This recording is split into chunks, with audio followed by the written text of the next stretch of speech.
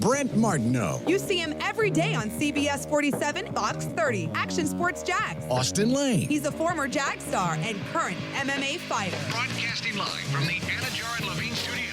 This is Action Sports Jags on ESPN 690 and ESPN690.com. Oh boy. That's not the way it was supposed to happen. We waited 9 months for this show right here, by the way. 9 months for a 3 o'clock on a Monday after a Jaguars game, and here we are. Hope you sweated through that one and got home okay, hydrated up, and got to work for the water cooler this morning, and now you can talk with us as well. We will welcome your thoughts. And once again, as I say, when we started this show, the number one question was, will you take phone calls? Yeah, we'll take phone calls. Star 690 is the number to call. Keep it quick, keep it concise, but I'd like to hear from you about the Jacksonville Jaguars as we have an overreaction or at least a reactionary Monday on Action Sports Jacks on ESPN 690. Brent Martineau along with Austin Lane. Coos is here. Well, everybody at the game on Sunday. Good to see you guys. They let you in the press box. Yes, they did. Didn't kick you out. Didn't kick me out. And it was a little cooler in the press box, wasn't it? It was very cool in the press box. Yeah.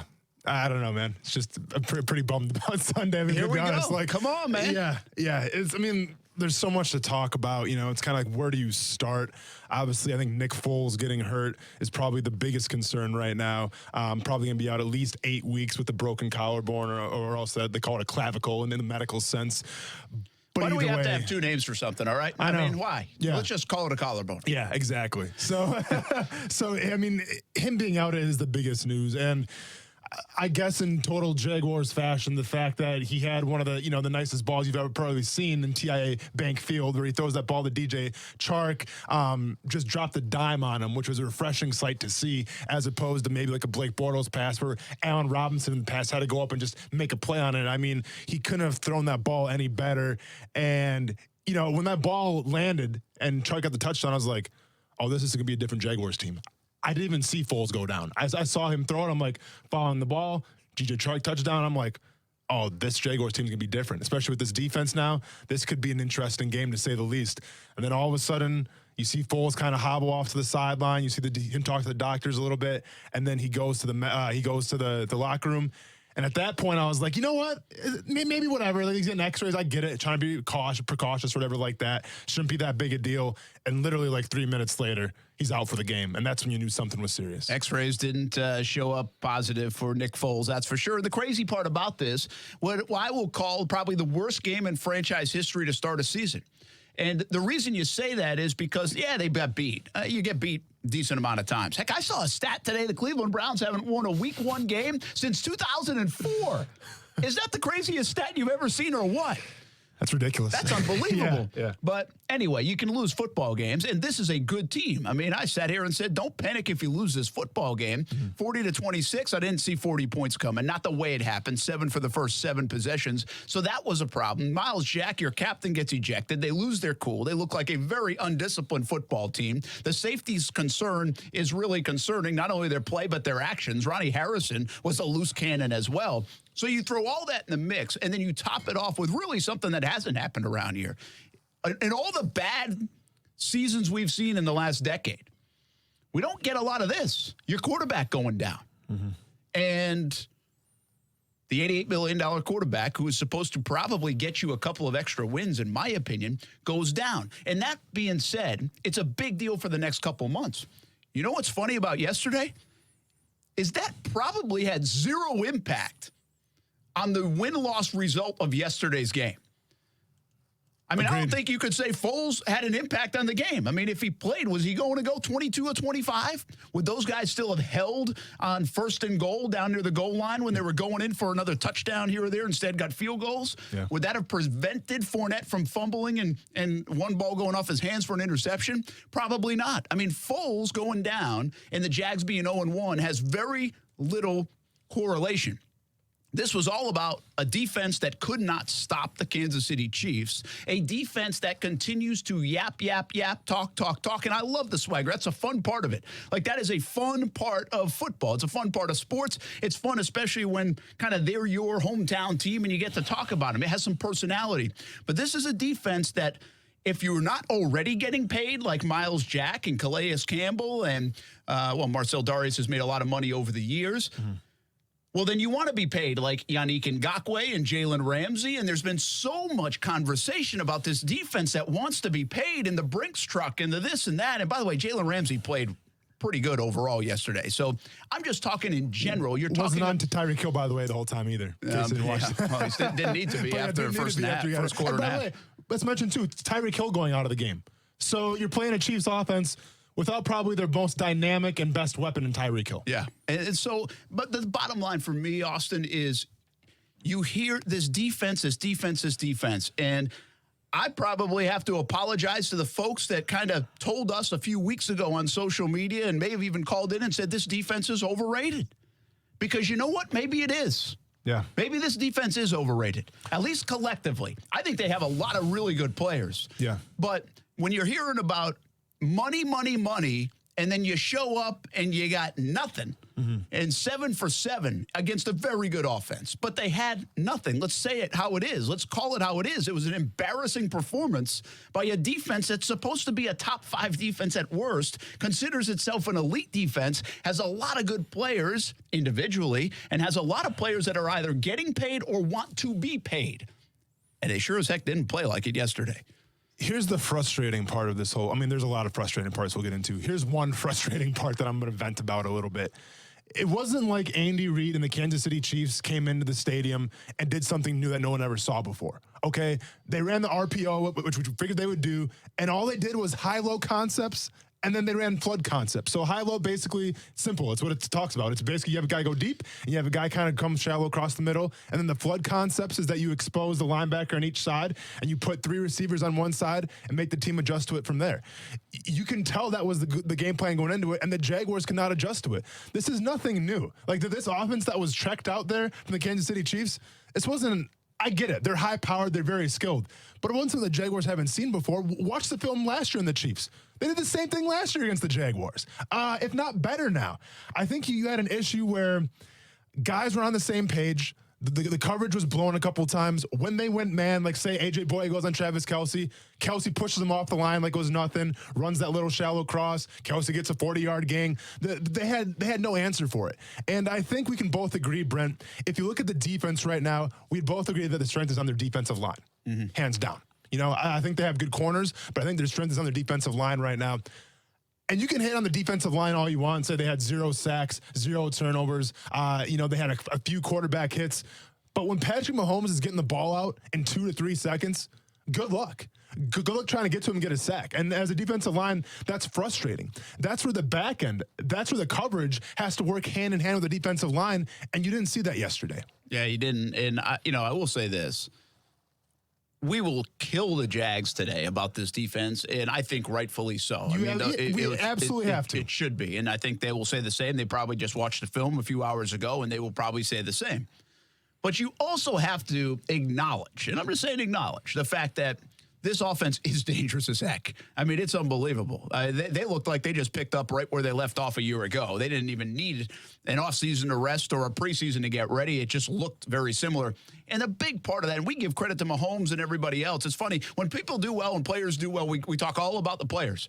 When they don't do well, we talk all about the coaches. Everybody wants the coaches fired today and not the players fired. But everybody who says Patrick Mahomes, Tyreek Hill, Travis Kelce, they never give any credit to Andy Reid. Andy Reid did not make a bad play call. Oh, that's all I've been giving credit to the whole week, Brent. I said Andy Reid's going to come in here and but nobody else is. I got you. He did not make a bad play call the entire game, I don't think. I mean, he knew, you said it's stuff they've seen, but he matched everybody up and he called the right play just about every single time is my point. Yeah. And so you deserve some credit for that. But the big topic today is because everyone wants to fire everybody at the water cooler, right? This is undisciplined, team of thugs. That's what I've heard today. I've been all over the place. Don't let me hear that one. Don't hear that one in front of me. Oh, yeah. You all this stuff, right? That's what everybody thinks, though. You get thrown out of the game, you throw a punch, you get up and celebrate after every play, even if you're down a few touchdowns. That's the perception. I try to say it to them, too. I'm like, you guys you got to stop with that stuff. You're playing a violent game. You're not playing a video game. This stuff does happen. People do lose their cool. Is it right?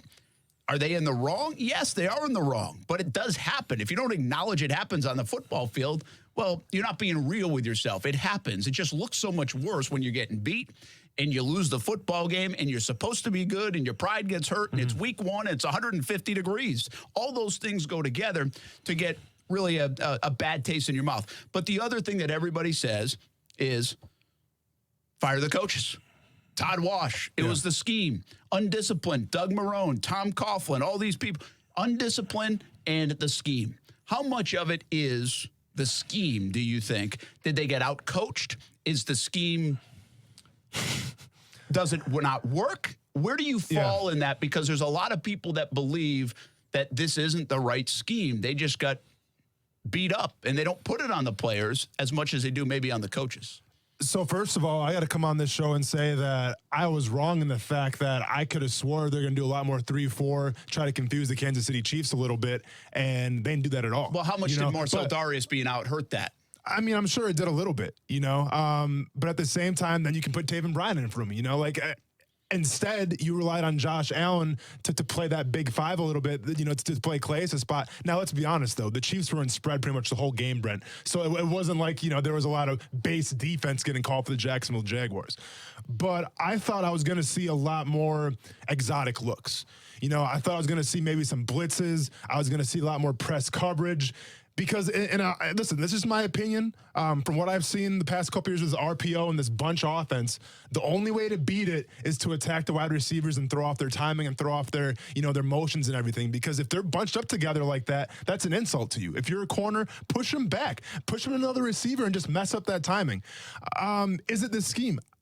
Well, it's damn sure something, Brent, because Mahomes was just ducking and diving out there like it was nobody's business. I mean, he made it look way too easy, and I understand. The Chiefs probably have the best offense, if not definitely the top 3 best offense in the NFL right now. So I understand that point where they're a high-powered offense, but it shouldn't be that easy. It should not be that easy. Patrick Mahomes should not be looking at the ref, trying to, throw like the cross ball like he wasn't looking at Travis Kelce, just having fun. He had Travis Kelce wide open in the end zone. It was a blown coverage it must have been a cover 3 or something. I think Miles Jack was supposed to have him. Kelce's wide open. Mahomes looking across the field, trying to get a Sports Center, top 10 nominee, and overthrows Kelce. But that's how comfortable Mahomes was. And you said it yourself. I mean, he did get a little injury. He rolled his ankle. But Mahomes was way too comfortable. That offense was just firing all cylinders way too much. And, yeah, you have to go to the scheme when it comes to that. Well, but I saw a couple of young safeties that messed up, too. And how much we were wondering about those guys. They were going to be put to the test. And early on, the big whiff came from Ronnie Harrison. And Ronnie Harrison, forget about the penalties and everything else, but they looked like they struggled to me. Combine that with Miles Jack getting kicked out, which we'll talk about. But what the trickle down was, you lose your middle linebacker. Yeah. And Miles Jack was getting schooled a little bit on some of those plays anyway, at least it appeared. He was the guy chasing. Now, if that was somebody else's job, who knows? We never really know.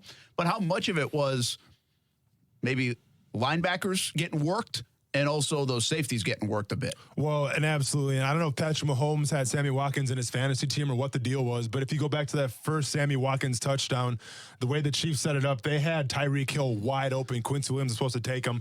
Tyreek Hill is running down the field wide open as well. So they could have had another easy touchdown to him. And I was telling Kuz during that play, I'm like, just watch. They're going to come back to Tyreek Hill in that play. Well, he got hurt eventually, so he was out for the game after that. But you can tell they're picking on Quincy Williams a little bit. And listen, that's what Andy Reid and the Chiefs do so well, is that they expose your weak links and then they attack them. And if you're this Jacksonville Jaguars defense, you're playing these pass happy offenses, you're only going to be as strong as your weakest link right now. And from what we've seen, whether it's mentally or physically, there's some weak links in that defense. Yeah, absolutely. Who would have thunk this? The strength of that game yesterday was a backup quarterback and maybe the offensive coordinator.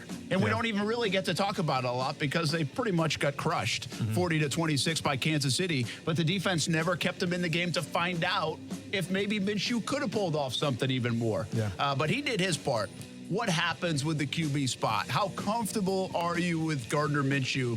And my opinion on why it gets a little trickier from here for the rookie. Plus, they add Joshua Dobbs today. Let's go to the quarterback spot. We've got tons to dissect here. We welcome your calls, star 690 as well. Or you can jump in on the social media channels.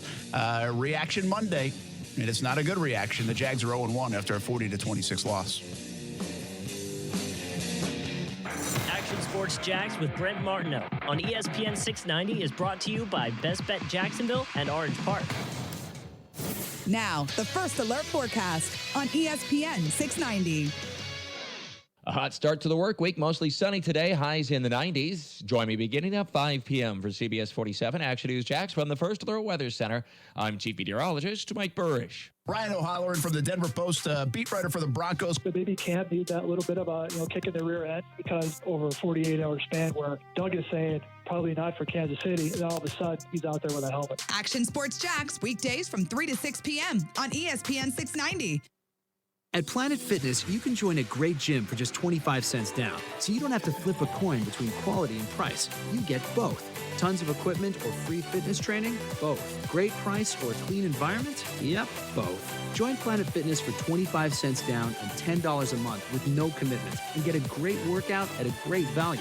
Join in-club or online at planetfitness.com. Flash sale September 9th and 10th only. Hurry, join now.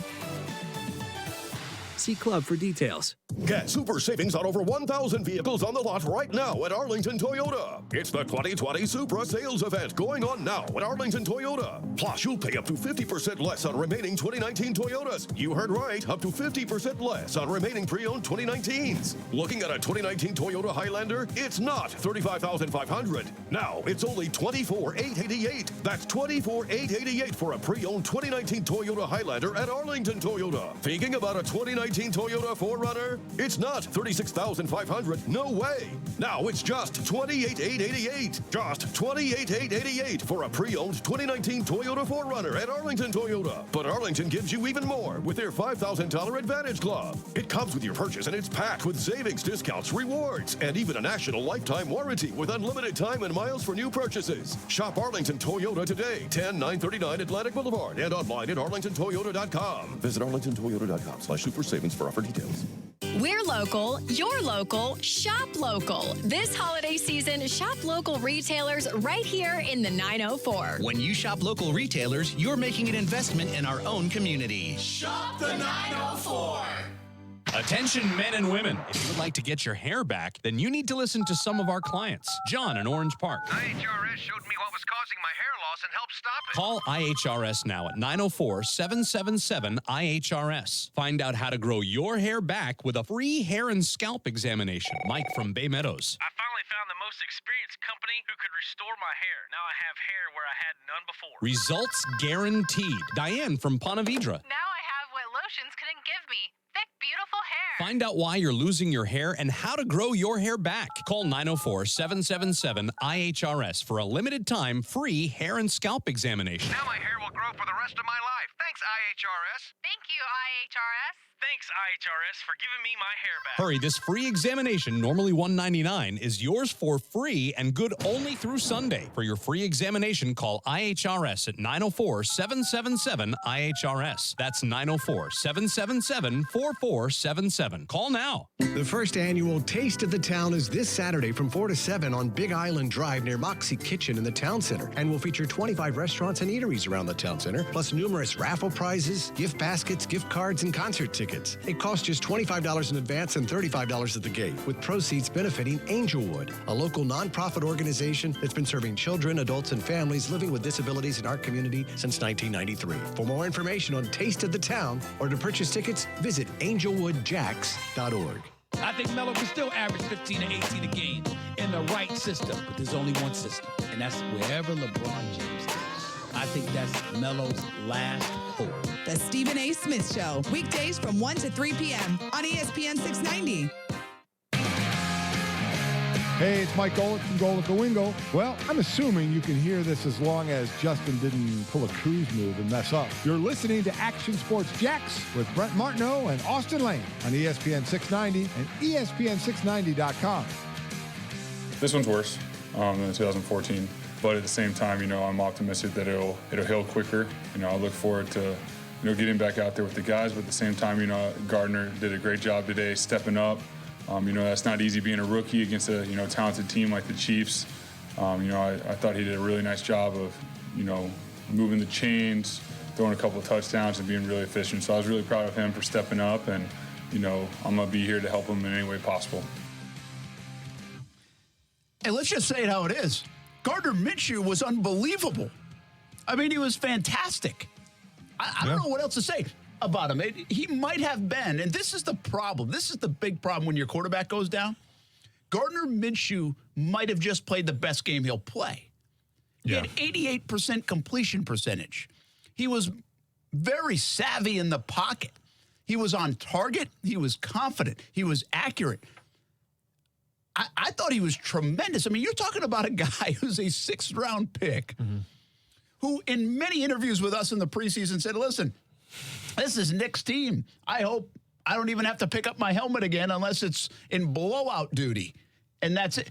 10 minutes into his career, he's going to jump in at 130 degrees. He's really in the fire at the bank, down by 7. Really, by the time he got out there, it was 17-7 because Kansas City scores again. And the bullets are really flying now for Minshew. And I just thought, I mean, wow, what a job this guy did. It was tremendous. It's too bad we can't talk more about it today because of all the other stuff that went on. But the guy deserves credit. I think DeFilippo somewhere along the line deserves credit. Their offense moved. DJ Chark obviously deserves a lot of credit for what he did. Chris Conley, nice game, career game for him too. 6 catches, 97 yards, and a touchdown. Leonard Fournette, I thought, ran really hard. It was too bad Fournette fumbled the one and then bobbled the other ball because I thought Fournette had a nice day. Just didn't get as many touches given the score because they couldn't really run the ball. They were playing catch-up so much. I mean, but Gardner Minshew, man. Well, and I think the offensive. What else could he have done? The offensive line didn't do too bad either. They didn't do bad, but they really hurt him on those couple holding calls. And I thought AJ Cann kind of had a rough game. Yeah. I thought Will Richardson, all things considered, playing new spot, played okay. But keep in mind, they used Swam a lot on those chip shots. I mean, Richardson wasn't really out on an island by himself. At least they helped him, though. But they helped him out. We talked about that was a good call. Juwan Taylor had a couple holding calls. I mean, so I thought, while it wasn't an eyesore, right? It wasn't like, whoa, my gosh, this offensive line, because they only gave up 1 sack. Yeah. But those were critical penalties, man. I mean, they had 10 penalties, and there were some offsides, and then those holding penalties were absolutely massive. I mean, if you think about, they were going in. Kansas City's defense still stinks. It does. I mean, they can make all the changes they want. Their defense still stinks. Now, some of that was, they're in the lead late in the game, but I still think for the most, Gardner Minshew went up and down the field on this team. I mean, they were going up and down the field. They had 1st and goal a couple of times, and they just couldn't punch it in because the holding set them back into a 2nd and 15 or whatever it might have been. But think about that. That's 8 more points on the board, 4 each. They got field goals out of them. And then I think, did they go for 2 one time? So it would have been an extra point there. That would have been 9 more points on the board. Yeah. And they scored 26. That's 35 points. Well, and then you have Ronnie Harrison getting the penalty where if they hold him to the field goal there instead of a 1st and whatever, 3 or 4, I mean. And I'm thinking, listen, you can do ifs and ifs and ifs all day. And it's 2020. I'm just talking from the driving the football, the moving the football part. And then actually Leonard Fournette's fumble cost another 3 points, because I think they were down to the 25 or 20-yard line. So really, they're up to 38 points. Yeah. I mean, they had 450 yards of offense with a backup QB in there for 85% of the game. So where do they go from here? Obviously, listen, we know the story on Foles. If you're just catching up, the Foles situation is this. He's out. He's on injured reserve. He's he's eligible to come back. He had surgery today. It's the broken collarbone. He even said it in that sound right there that he's had it before. That was a hairline fracture. This is worse. It was like he knew it right away. Then the team knew it 5 minutes later, and at least the first half of his season was done. He can come back week 11 against the Indianapolis Colts if he's healthy. This is like a 6 to 12 week kind of recovery. You got to immobilize that thing. It is non-throwing, so that's nice. But I mean, you've got to at least expect, because he can't now come back before week 11. So you have 10 weeks of the season now without your starting quarterback. One's already in the books. They have 9 more weeks to play. And how do they do? Can they survive with Gardner Minshew? And let me go back to what I said coming out of the preseason, because I just want to be honest with everybody and say how I felt about Minshew and this backup situation, because a lot of folks wanted to see them go get a backup quarterback. And yeah, I did too.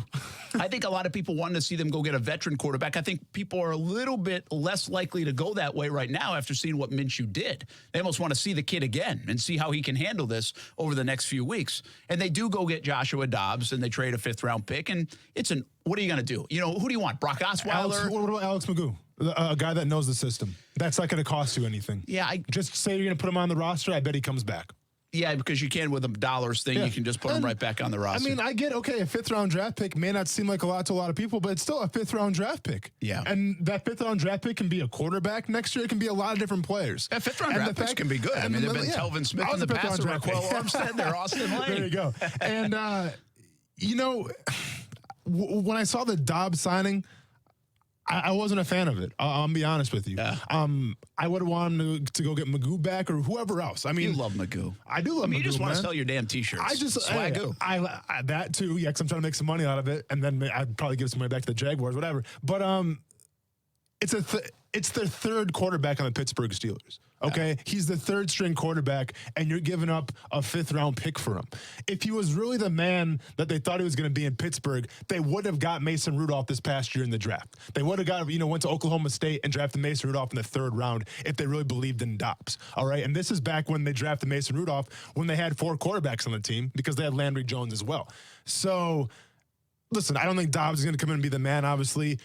Let's hope that we don't have to see Dobbs on the field at all for the Jacksonville Jaguars during the regular season. I mean, we don't want to see him at all. But I just think for the 5th-round pick, and I get it, you got 2 of them because you got the one from the Fowler trade last year. Cool. But a 5th-round pick's still a 5th-round pick, and you just traded a 5th-round pick for a 3rd-string quarterback. I don't see the logic in it. Yeah, listen, I liked Magoo too, but I'm not going to lose sleep over the fact that they got Dobbs and don't have Magoo. It's not about that now. I'm just losing sleep over the 5th-round pick, Brent. I'll be honest with you. Yeah, and I'm, to be honest with you, if I'm those guys, I'm not worried about that because my job's on the line. You're just trying to win. My ass is on the line right now, and I could care less about 2020's draft. All right. If I'm Dave Caldwell, Tom Coughlin, and Doug Marrone. That's... As kids say, that's real talk. 100? I mean, it might be a little selfish talk, Brent's but it's real keeping talk. it 100, okay. And okay, so it's about Minshew, man. Yeah, and so just to say what I said coming out of the preseason, I said this. My thought for a quarterback that's a backup, Chad Henne when he was here, name your guy, is you have a 4-game situation. Your quarterback, because my thought is if you lose your quarterback, you're probably done. If you lose him for the season, you are done, in my estimation. Very few times are you not. Tom Brady, maybe Gardner Minshew's Tom Brady. Yeah. Nick Foles a couple of times. Did Dak Prescott? When Tony Romo goes down? So maybe it's going to be the reincarnation of Dak Prescott. Maybe. Who knows? But 9 times out of 10, your season's done. But if you lose your quarterback for a period of time, can that backup quarterback, and I used a month example, a 4-game example, can he go 500? So in a month example, can he go 2-2? In this example, now that it's going to be 2 months, can he go 4-4 for you? Can Gardner Minshew go 4-4? Now, he just might have played his best game, and you lost that. Not anything to do with Minshew. That was more on your defense. But he gave you a chance, and you didn't help him out against Kansas City. So that's the question, man. I said I don't think Gardner Minshew can go 2-2 or 4-4 coming out of the preseason. What I saw yesterday, I was encouraged, but it gets a lot harder from here. He faced Kansas City, and I think their defense is still pretty soft and suspect, quite honestly. It's not going to be one of the best defenses in the NFL. They made a bunch of changes, but they've got a bunch of issues. Long ways to go for Kansas City. Houston, Tennessee, Denver, Bradley Chubb and Von Miller. Carolina, usually a good defense. I know they got Rams put 30 on them, but the Rams, pretty good offense. New Orleans, then. And then New Orleans, who has a pretty good. Don't think New Orleans just has a team that can score and Drew Brees. They have last year they were almost a Super Bowl team because of their defense. Yeah. So I'll give you up until week 6, and it gets hard from here now. Yeah. And now they get a little bit of tape. That makes me really nervous. And it's nothing against Gardner Minshew. I think it's just reality. How much can you expect out of a 6th-round rookie to do? And can they keep him afloat? And you can't just pound Fournette and hope that he breaks one loose, because people are going to now challenge Minshew to beat them. So that's my question. Can he go 4-4 over the next 8 games? And I know there's a 9th game in there, but let's just make it even. Can he go 4-4 and give you a chance when Foles gets healthy in the second part of the year, which, by the way, Foles is pretty good at doing. Yeah. Coming in late in the year. Yeah. Can he do it? There's reasons to be optimistic, I think. I mean, the game against the Chiefs is very telling from the standpoint that Minshew looked comfortable. He didn't look flustered. It didn't look like he was standing in the fire. And this is the first game of the season. And if you're a backup quarterback, and listen, I play on the defensive side of the ball, but I got to imagine playing, if you're a backup at any position, usually the first game of the season, like, yeah, maybe you're studying a little bit, but only the elite, only the special guys are actually doing their due diligence, Brent, and having their head completely in that playbook, expecting to play. Like, I guarantee Gardner Minshew winning this game, the Kansas City Chiefs, not expecting to play. No. Nobody expected Gardner Minshew to play. But when he was in there, and listen, John DeFilippo did a great job of easing him into it, right? The play action passes, the short intermediate passes, those are fantastic. And you can tell you gain confidence from that. Now, the penalties didn't help him, and obviously the ball that Leonard Fournette dropped or whatever kind of bounced off his head for the interception didn't help either. But I thought overall Minshew showed a lot of poise, a lot of leadership, and he even mentioned it himself. I think it was Brandon Linder said, like, hey, we believe in you. If you believe in us, let's do this. So from that standpoint, super positive. But now you have film on him, right? Like, this is going to be a different situation than just coming against a pretty hapless, I think, Chiefs defense. And now you started to talk about some of the elite defenses and the Titans and the Broncos. It's going to be different, especially teams have time to game plan them. If you can just manage the game, I think you're going to be all right. You don't need Gardner Minshew to go out there and win you games. I really believe that. I still think I'm on board with the defense still. I know they left less to be desired. A lot of people don't have a lot of hope in that defense right now. But I think, with the Titans coming up, the Broncos coming up, the Panthers, okay offenses, not like the Chiefs. I think if you can just keep the team in it and you can run the ball, you're going to have a chance. That's a real question right now. Can he keep them in it? Just get to even, I know Foles doesn't come back to week 11, but can you get to week 10, sitting at 4-5? I guess now you almost want him to go 5-4. Can you get to week 11 sitting at 5-5? That's really the moral of the story. Can you get to 5-5? A little story about how amazing it was that Minshew did what he did 10 minutes into his season and being ready. How smart this guy really is. And now how smart that quarterback room is. They might want to take an SAT. I'll put them against anybody in the league, because Dobbs is a smart guy too. For sure. That coming up, we'll hear from Minshew, but more on the QB situation. What can the Jags do to help him? And now, did we find a little spark in the receiver group and a little hope in the offensive coordinator? That's coming up on ESPN 690. It's Golick and Wingo. Cleveland has had to deal with a lot of Odell talking about his ex. Like, everyone's had that relationship where the person you're dating can't stop talking about all the stuff they don't like about their ex. But meanwhile, they're still always talking about them. Like, Odell has been a Cleveland Brown for a while, and we've heard him say, moving on, you keep hearing this guy talking about his ex, and it probably being hard to hear for Cleveland. Like, yeah, they sent me here to die. It's like, well, we had already won some of these games at that point. Like, it wasn't going to be that bad. Golick and Wingo, weekday mornings at 6 Eastern on ESPN Radio and ESPN2. Hey, everybody, this is Austin Lane. I used to wear number 92, and while it's a great number, 94 just might be better. That's because Vida de Luis recently got a 94 rating. Hey, this is Brent Martineau. Vida de Luis is a locally owned tequila right here in Jacksonville, made in Tequila, Mexico, shipped directly to Jax Beach. Make your own recipes with Vida de Luis tequila, one of the smoothest tequilas you will ever taste. For locations, recipes, and merchandise, visit VitaDeLuis.com. Must be at least 21 to drink. Drink responsibly.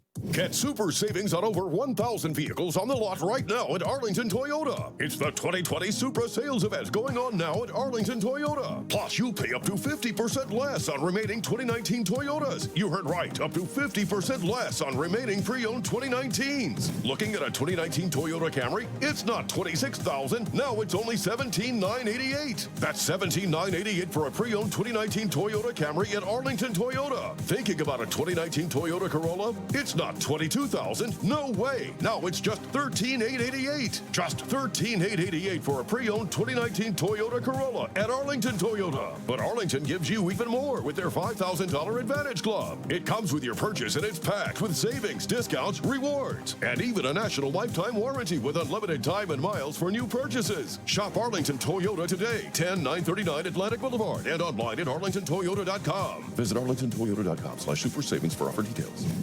You're pregnant. How far? 1 month, 2. No doctor yet. I can't afford it. Protect yourself and your baby. The health department can help you out.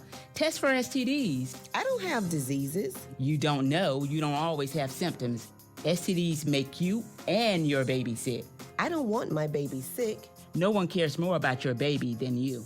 I'm calling my county health department. A message from the Florida Department of Health, the Florida Association of Broadcasters, and this radio station. Beards Diamonds guarantees you a $500 gift card if they can't beat anybody's price on a GIA certified diamond in North Florida. Shop Beards Diamonds in the St. John's Town Center. I think it's time to let go. 23rd ranked Stanford at USC. Saturday at 9:30 Eastern on ESPN Radio and on ESPN. Presented by Dr. Pepper. Brent Martineau. You see him every day on CBS 47, Fox 30. Action Sports Jags. Austin Lane. He's a former Jag star and current MMA fighter. Broadcasting live from the Anajar and Levine studio. This is Action Sports Jax on ESPN 690 and ESPN690.com. There's a lot of ups and downs. I mean, the first thing I got to say is I got to thank God. You know, he's been with me. Shoot, through having no offers in high school to Northwest Mississippi Community College to East Carolina, Washington State to now. Extremely grateful to be where I'm at. Not happy with the circumstances that had happened, obviously. Breaks my heart to see what happened to Nick, because he's been, man, one of the best people I've ever, played with. Had the pleasure to be around, to see him go down like that. I know he's going to be there with me, and we're going to have this team where we need to go. Well, that's Gardner Minshew. He's a good dude, and he handles the situation really well. And it's just amazing how well he played. I don't think you can say it enough. I mean, it's not a lot that you can say coming out of that game and use the word amazing in a good way. And there's a lot. We're going to get to Miles Jack stuff. We're going to get more on the defense, okay? I hope so, man, because it's sitting in my stomach. I got to get it out. Listen, we got to get it out, and a lot of people have gotten it out their water cooler and all that stuff all day, and we're going to do it. But I just think now a little bit we got to, where does this season go? It all is on the quarterback. It doesn't matter what else happened yesterday. You lost your starting quarterback for 2 months. Well, that's usually a death nail in a season. And Gardner Minshew actually gave everybody a sliver of hope that he might be the next Wally Pipp situation, whatever it is. I mean, I don't want to go Brady. Yeah. Brady's a 6th-round guy who came in for Bledsoe. I'm not going there, okay? Brady, you can't use the Patriots and Brady as any examples of anything. They're always the outlier. But the bottom line is, you get my point. Like, he gave you a little bit of hope, like, whoa, wait a minute. Let me see another week of this. Let me see another week of that. And I want to talk about Flip and the receivers, too, because and Fournette. I think Fournette showed some promising things. He's got to hold on the ball. It's the first time he's lost a fumble in his NFL career in 3 years. Yeah. And so it's going to happen, by the way. Mm-hmm. And that was on a reception. And I think he was pretty much asking to come out of the game prior. I think he was dead tired. But either way, that's excuses for whatever. And I think there's stuff to talk about with these receivers and Chark and Conley and how else they get Dede involved. And even Marquise slowly coming back. And Coach Flip, I mean, DeFilippo, I thought did 450 yards in his debut. That's pretty darn good, especially with a backup QB. But I remember David Garrard telling me this story about Blaine Gabbert, right? And Garrard and Gabbert together when Gabbert gets drafted. Yep. And there was a time at some point in that season, obviously Gabbert got thrown in the fire way earlier than anybody expected and probably should have been. I think we all agree on that. Jack Del Rio was under fire a little bit and just kind of said, hey, I'm going with this guy. And he was not ready to play. But to back that up, Garrard's given us a story over the years that, like, Gabbert would be like, hey, this is your team, man. He's like, it's not my time to play yet. I'm learning. That's how they had kind of trained him to think in that situation. And that was the situation. That's the way it was perfectly supposed to play out. But Garrard said, hey, man, this is a business. This is the NFL.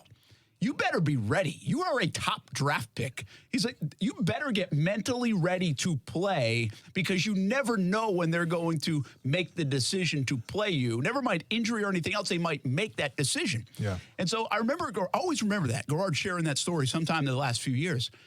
So now take that to a guy like Minshew, who's a 6th-round pick. This is clearly not his team. He knows it's not his team. He hopes he never puts on a helmet all year, really, because that means Foles is healthy and things are going well. And 10 minutes in, this guy is ready to play. You said it. Some guys know they're not going to play, so probably don't even put their nose in the playbook and aren't ready to go. This guy was flat out ready to play. He knew the playbook. He knew what to do. He was confident. He had savvy in the pocket.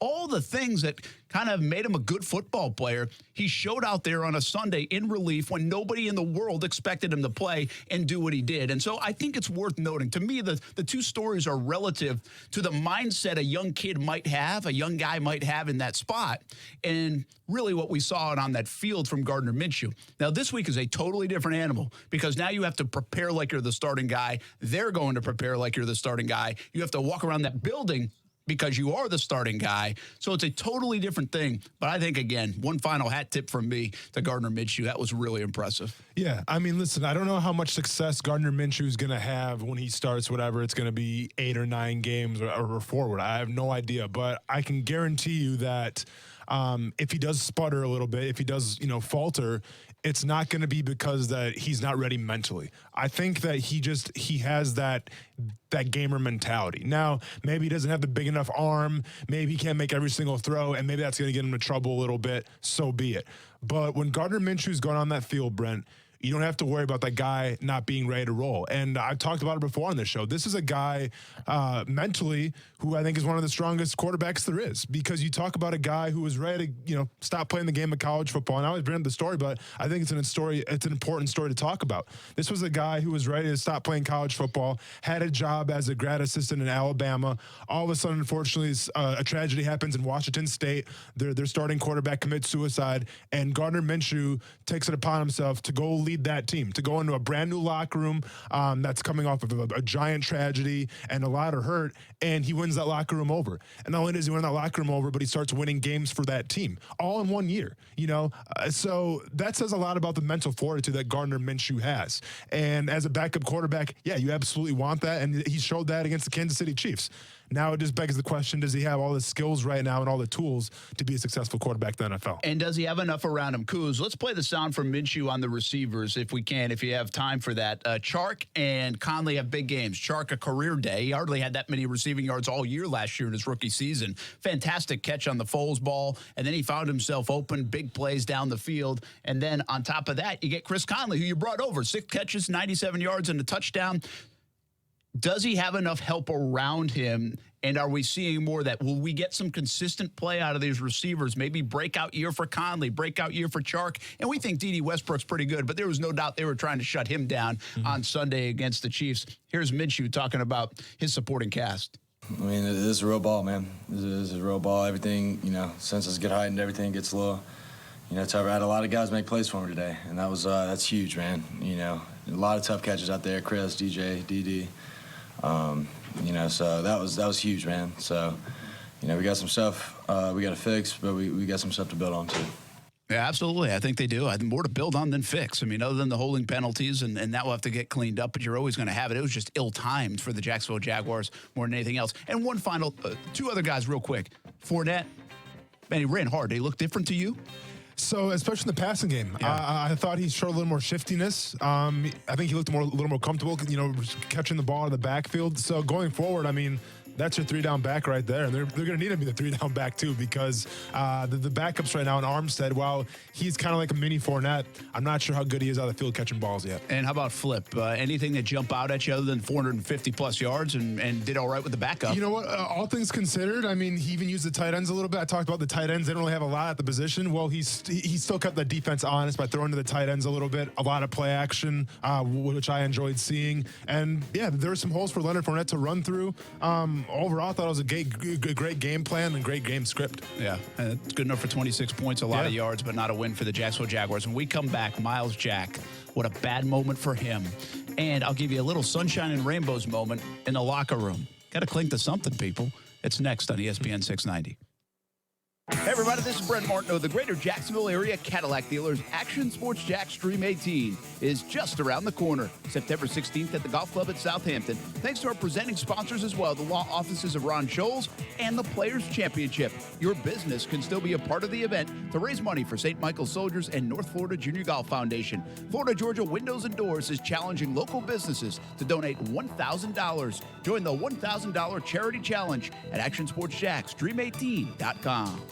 Hey, everybody, this is Brent Martineau. Family, food, and football. Renna's Pizza checks the box on all three. Family-owned in Jacksonville for more than 40 years. Fresh ingredients every day. And your home for football all fall. Watch the games and dine in at Renna's 5 locations. Or let Renna's help with your football get-together. A menu to satisfy the entire family's appetite. There's a Renna's Pizza near you. Marsh Landing, Bay Meadows, Argyle Forest, San Jose, and the newest location in Neptune Beach. Family, food, and football at Renna's Pizza.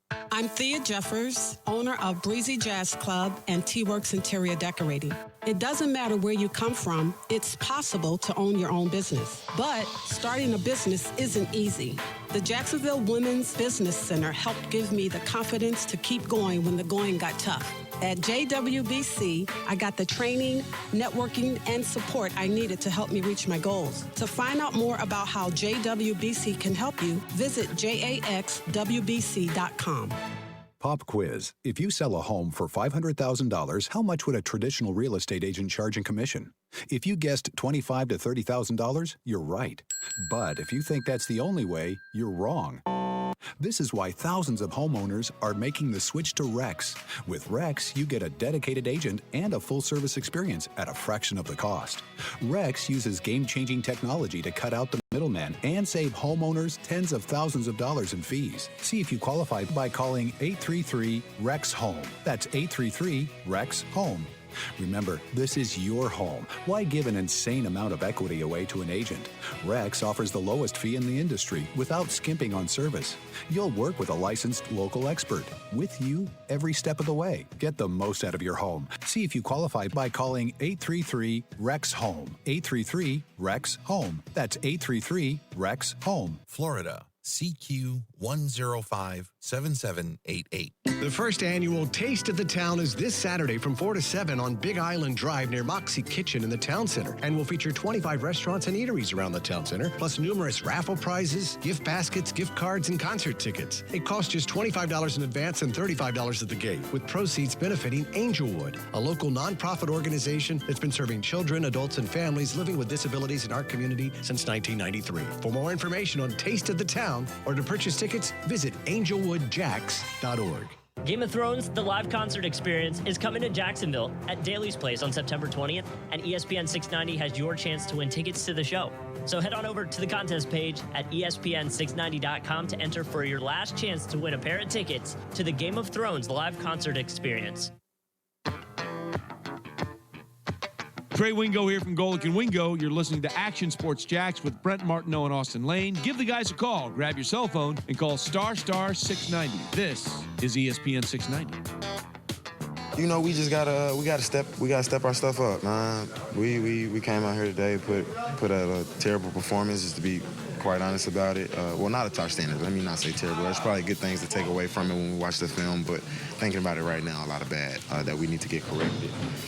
And yeah, we got to hold it down for Nick, of course, but, you know, Minshew played extremely well out there when he got in there. And, you know, I say that I think everybody agrees. I'm not overstepping my boundaries by saying that this game is definitely on the defense.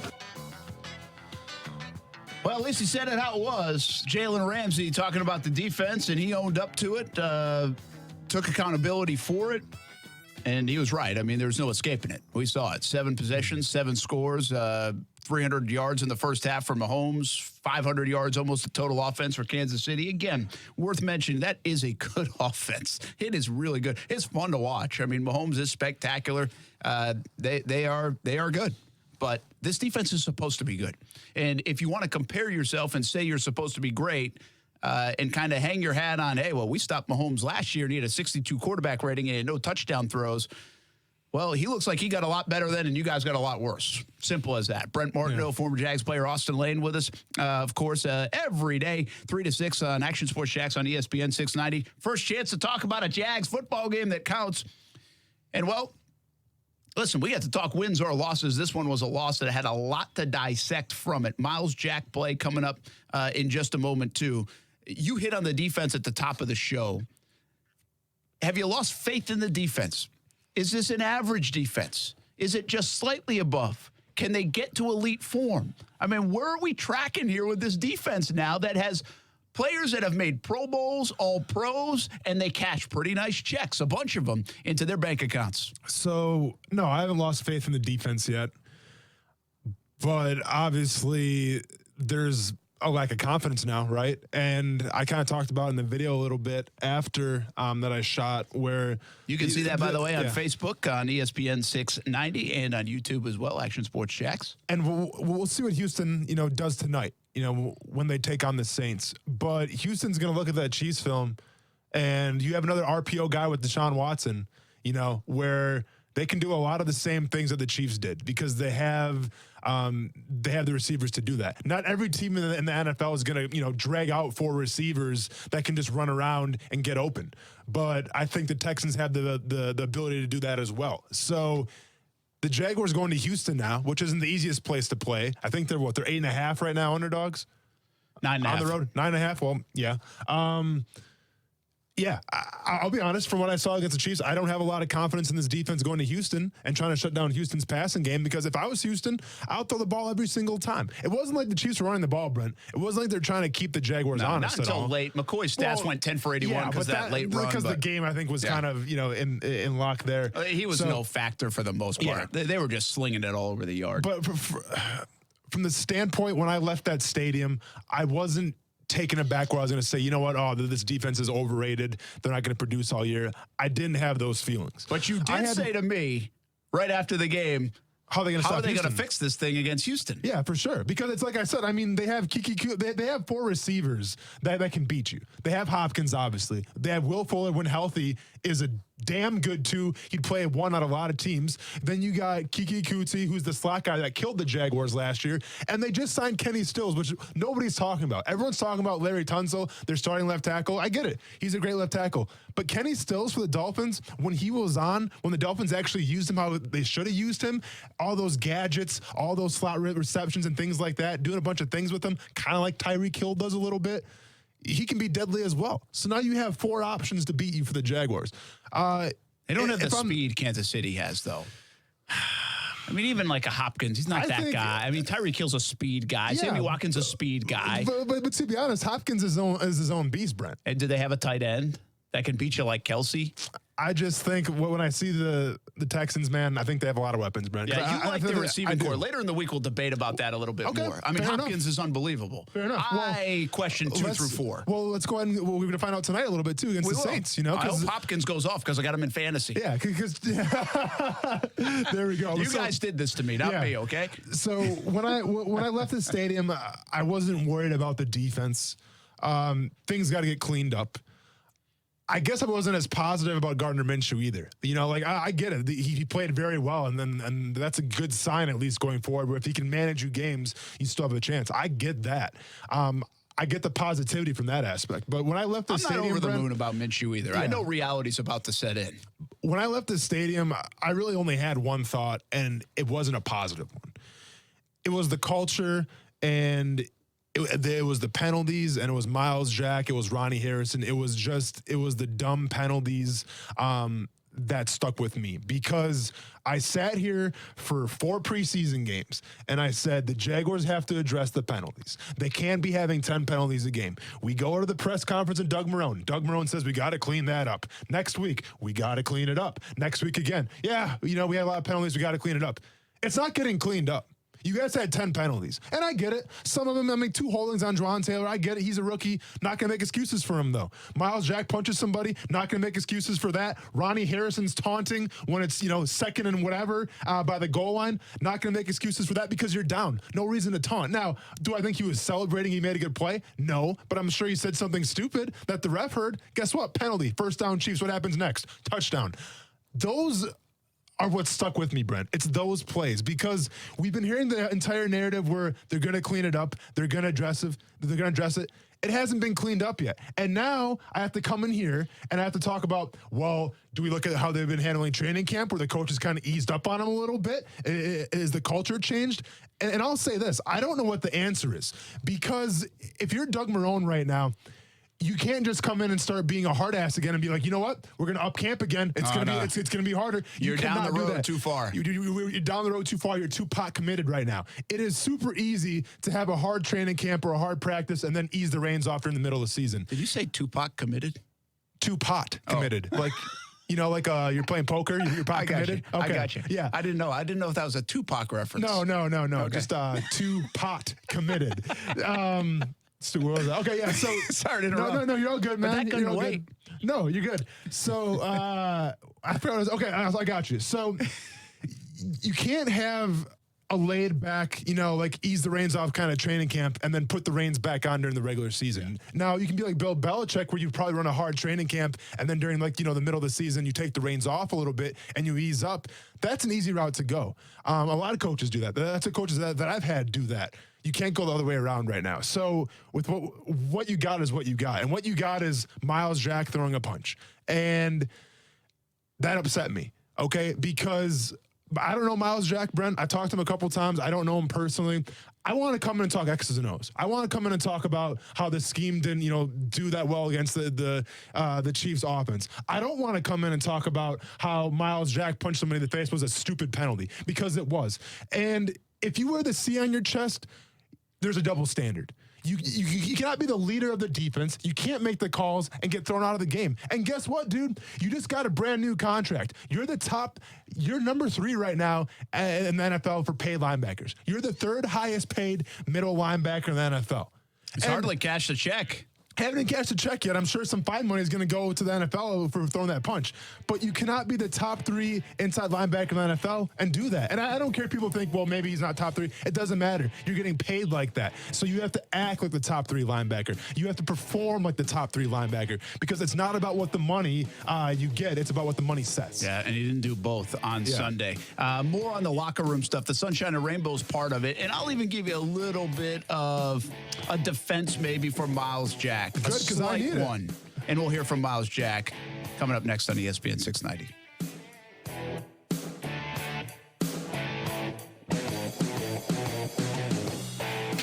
I think Carson Wentz is going to come back and have a resurgent year. Are you not concerned at all with the lack of depth at quarterback position? They had to rely a lot on Nick Foles. Carson Wentz gets hurt every year. Not every year. Go Lick and Wingo, weekdays from 6 to 10 a.m. on ESPN 690. Hey, everybody, this is Austin Lane. I used to wear number 92, and while it's a great number, 94 just might be better. That's because Vida de Luis recently got a 94 rating. Hey, this is Brent Martineau. Vida de Luis is a locally owned tequila right here in Jacksonville, made in Tequila, Mexico, and shipped directly to Jax Beach. Make your own recipes with Vida de Luis tequila, one of the smoothest tequilas you will ever taste. For locations, recipes, and merchandise, visit VitaDeLuis.com. Leave your troubles ashore. Live the island life with the citrus of the sea. Vida de Luis tequila. Must be at least 21 to drink. Drink responsibly. Hey, everybody, this is Brent Martineau. If you've received a letter from the IRS and can't pay them, things can get bad quickly. The IRS can seize your bank account, garnish your wages, and place liens against everything you own. If this is you, contact J. David Tax Law, a local firm right here in Jacksonville. Your first step to stop IRS harassment is a no-cost consultation. They explain exactly your options and how they will resolve your tax issue.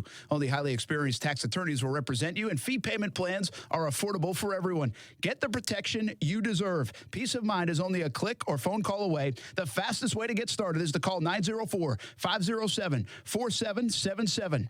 904-507-4777. Or online at jdavidtaxlaw.com. The number again, 904-507-4777. Or online at jdavidtaxlaw.com. Broadcasting live from the ESPN 690 Anajar and Levine studios. Anajar and Levine Accident Attorneys. Call 904-600-4000. That's 904-600-4000. ESPN 690. Jacksonville's home for ESPN Radio. Hey, it's Trey Wingo from Golick and Wingo, and you're listening to ESPN 690. WOKV Jacksonville. Listen live everywhere you go on ESPN690.com. ESPN 690, a Cox Media Group station. ESPN Radio Sports Center. I'm Christine Lisi. Here's what's happening. Jags quarterback Nick Foles today had surgery on his broken clavicle, will be placed on injured reserve. The earliest he can return is week 11. Colts receiver Devin Funchess will need surgery on his broken clavicle. Antonio Brown arrived early this morning to the Patriots facility where he's set to sign his new contract with the team. Players like Tom Brady have said they're excited to welcome the star receiver, formerly of Oakland and Pittsburgh. There will be a major change, though, for Brown in Foxborough from the Steelers, notes ESPN's Ryan Clark. We now understand who he is. The Patriots are set as who they are. He thought he was better and bigger than Ben Roethlisberger. He thought he was better and bigger than Mike Tomlin. I do think he's a little off. I want to believe he's competent enough mentally to understand going into New England is a different case for him. The opening week of the NFL season finishes up with a doubleheader on Monday Night Football. Texans Saints, 7 Eastern. Then the Raiders and Broncos at 10:15 Eastern on ESPN TV and the ESPN app. Nature Valley Sweet and Salty Bars are the indulgent break you deserve in your day. Have you tried the dark chocolate, peanut, and almond flavor? Now that's a sit on the dock and take a moment kind of bar. Nature Valley Sweet and Salty Bars.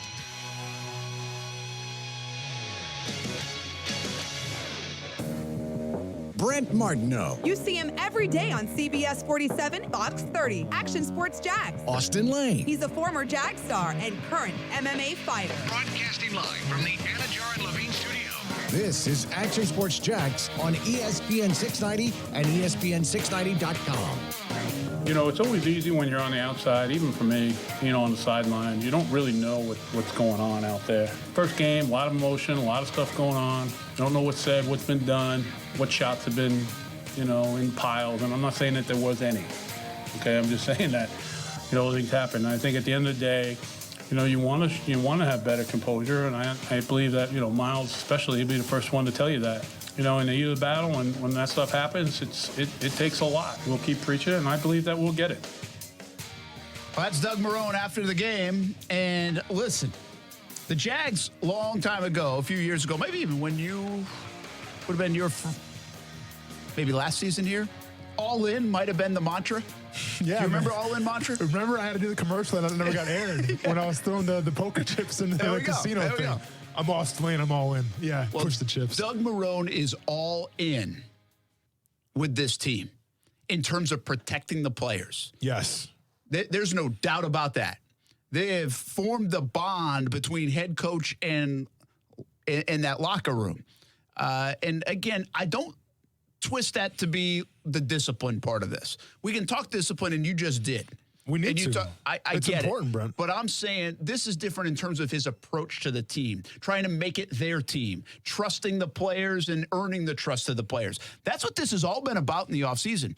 They got feedback from this football team about last year, and then they changed things around the way they did it this year. And now the question is, did that work? Well, that blew up in his face. Doug Marrone even said, I'm either going to be a genius or a dummy. The way we handled all this, the way we did this. That's the way it works in his business. He gets it. That's the way it is. Well, after week one, he's far from a genius because it looked like they couldn't tackle. They weren't ready to play from a discipline standpoint. The defense obviously was way off. Now, what's funny about all that, or ironic, is usually it's the offense that runs into those problems. The offenses that have all these stall-out moments because they didn't have enough reps in the preseason, not the defense. But this was a defense that really didn't look like they knew what the heck they were doing half the time. And you have to go back and wonder, was it hard enough? Did they play enough? All those things are fair questions when you take the task that Doug Marrone did, and it was so different than what they've done in the last couple of times in August. And That's the thing, Brent. This isn't an X's and an O's things. It's not like we're saying, you know what, the Chiefs just had better players and they got open and they made more plays. It's not like that at all. There was the mental lapses. There was the communication breakdowns. And then there was the stupid penalties. And those three things, those can be coached, right? Those can be controlled. It's not like the Jaguars just got out, they were... they're the less physical team. They're the less athletic team. I can understand that. I can come in here and be a man and be like, you know what? The Jaguars just got beat by a Chiefs team who was way more athletic and way better. I honestly don't believe that. When I see the roster top to bottom, Brent, especially on the defense, it was all about mental mistakes. And that falls on coaching. That falls on getting guys ready to play the game. And unfortunately, in the stadium on Sunday, the guys weren't ready to play that game. I mean, it's evident. The Chiefs had it way too easy. Well, we've been ready to talk about it. We've been doing it for an hour, and we'll get to some other things. But, hey, man, we're staying on the Jags for a long time on a Monday here on Action Sports Jax on ESPN 690. First time we get to dissect a real football game here on ESPN 690. Brent Martineau, Austin Lane, Kuz is here as well. Hear from Miles Jack in a moment. I do want to say, if you want to jump in, you can on those social media platforms, on Facebook and YouTube, on Twitter as well. I think we just had somebody on Periscope ask us, can they call in? Yes, you can. *690, or the number is on the video screen there, 904-362-9901. But the easy number to remember, *690, if you want to jump in and talk about the Jags. Okay, we've got to get my sunshine and rainbows first. Sunshine and rainbows. Please, because I need it. Just a little bit. And I don't have a lot coming out of this game. I know I have a little bit of a reputation for the sunshine and rainbows part. I get it. I own it. It's okay. It's a cool thing to own a club. At the same time, sunshine and rainbows. I saw something in that locker room. I've been in a lot of locker rooms now for this Jacksonville Jaguars team. And if you think back, I've been covering them for 12 years. And on the road, at home, a lot of losing games. I've seen a lot in the locker room. I've seen a lot of different reactions. There have been a lot of good locker rooms. Your teams, even though you guys didn't do very well, a lot of good folks in there. They handled it really well. Last year, this football team did not handle adversity well. They didn't. Yeah. There were some very immature players, and there are a bunch of different circumstances. But we know, I mean, look what happened last year. They did not handle adversity well, I think, internally and externally. They lost a lot of football games. Things got derailed in a hurry. I will just say I don't know if I need to be impressed. That might be too strong. But I noticed a difference from last year to this year when I got in that locker room last. I didn't know what to expect. Yeah, I thought it was going to be rough, man. I told you, give me a call if you need some help in there, man. It could be rough. And you don't know what to expect, right? I mean, that was a bleep show yesterday out on that field in a lot of different ways. Mm-hmm. Especially the first half. I mean, there was entertainment value, but it was not pretty. Mm-hmm. So we get in the locker room, and Miles Jack, who had been kicked out of that game in the first half, is sitting at his locker and waiting for the media to come in, and then goes to behind, kind of the central part of the locker room where everybody talks to him. And he talked, and he answered questions, and we'll get to that sound in just a moment. But I'm not sure everybody last year would have handled it that way. Not specifically Miles Jack, just everybody. Okay? So that's just difference between last year and this year. I thought Jalen Ramsey, whose defense just got lit up and can sometimes be testy, sometimes even a bit hostile when you're asking him questions, especially after a loss. I thought he handled it well, owned it, accountability, all those things. Leonard Fournette, things didn't go well for the Jags. Well, last year, things didn't go well. Well, sometimes things weren't responded to well. I thought Leonard Fournette handled it well. I guess the little bit of sunshine and rainbows in me is I thought they showed a little bit more maturity when the world was kind of falling down around them yesterday. I mean, the outside noise, what we felt in the press box, what you felt in the stands, what was on social media, all this stuff, it was not pretty. And I thought they handled it better than probably everybody else did by saying, it's a game. It's one. We got to regroup, fix it, all that stuff. And that's the mentality you have to have. Now, I caution, if this happens again next week in Houston, I'm not sure we get the same response. But I'm just telling you, I thought I saw a little bit of growth and maturity and professionalism out of this football team that I'm not sure was very evident a year ago. And you're going to tell me it has to be there, it should be there. I get it. But it wasn't there last year, man. And it was here this year. So I think that's at least something to point out. I'm making a point where, you saw the growth and maturity inside the locker room. And great. That's all words, Brent. But actions speak louder than words. And I'm glad to hear that, as far as the interviews are concerned, everyone kind of manned up and said, yeah, we got beat straight up. As a man, that's what you got to do. You can't throw a fit. You can't pout because straight up that the Chiefs offense absolutely, once again, here we go, mollywopped you on defense. So there's nowhere to run. There's no fingers to point. It fell on the defense. So from the sunshine and rainbows perspective, I'm glad to see that they at least took accountability for that, and they know that. And that's what you're supposed to do. Check mark for the positives. Yes. But I'm still on the Miles Jack thing. Yeah. Right? And I'm glad he manned up and he apologized, and that's great and everything. But there is the double standard when you wear that C. They don't just, you're not supposed to just hand those out.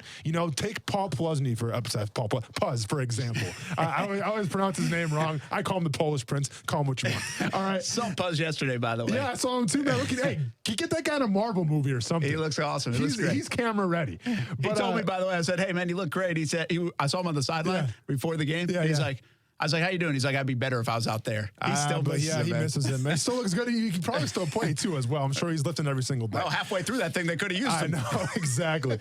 But so, getting back to Puz, Puz was a big influence on Miles Jack. Yeah. Having played with Puz and another linebacker great in Darryl Smith, I think two of the best linebackers the Jaguars have ever had in franchise history. Listen, I was on that field, and, when the target's on their back, because they're some of the best players, guys start to chirp a little bit. Guys may try to get some cheap shots in. I saw firsthand Darryl Smith get cheap shotted when we played the Steelers. But you know what happened? Darryl Smith didn't retaliate. Darryl Smith said, all right, I'll see you. What happened next play? Darryl Smith absolutely decleats the running back, and enough said. You know what I'm saying? So if you're Miles Jack, I get it. And I don't know what was said on the field, and I honestly don't care. It wasn't what's said. I can tell you what happened with Miles Jack. Well, it was Miles the knee, Jack, right? No, Miles Jack, what happened is he was pissed off that he got the penalty because he thought it was Watkins on the play, or was it Robinson?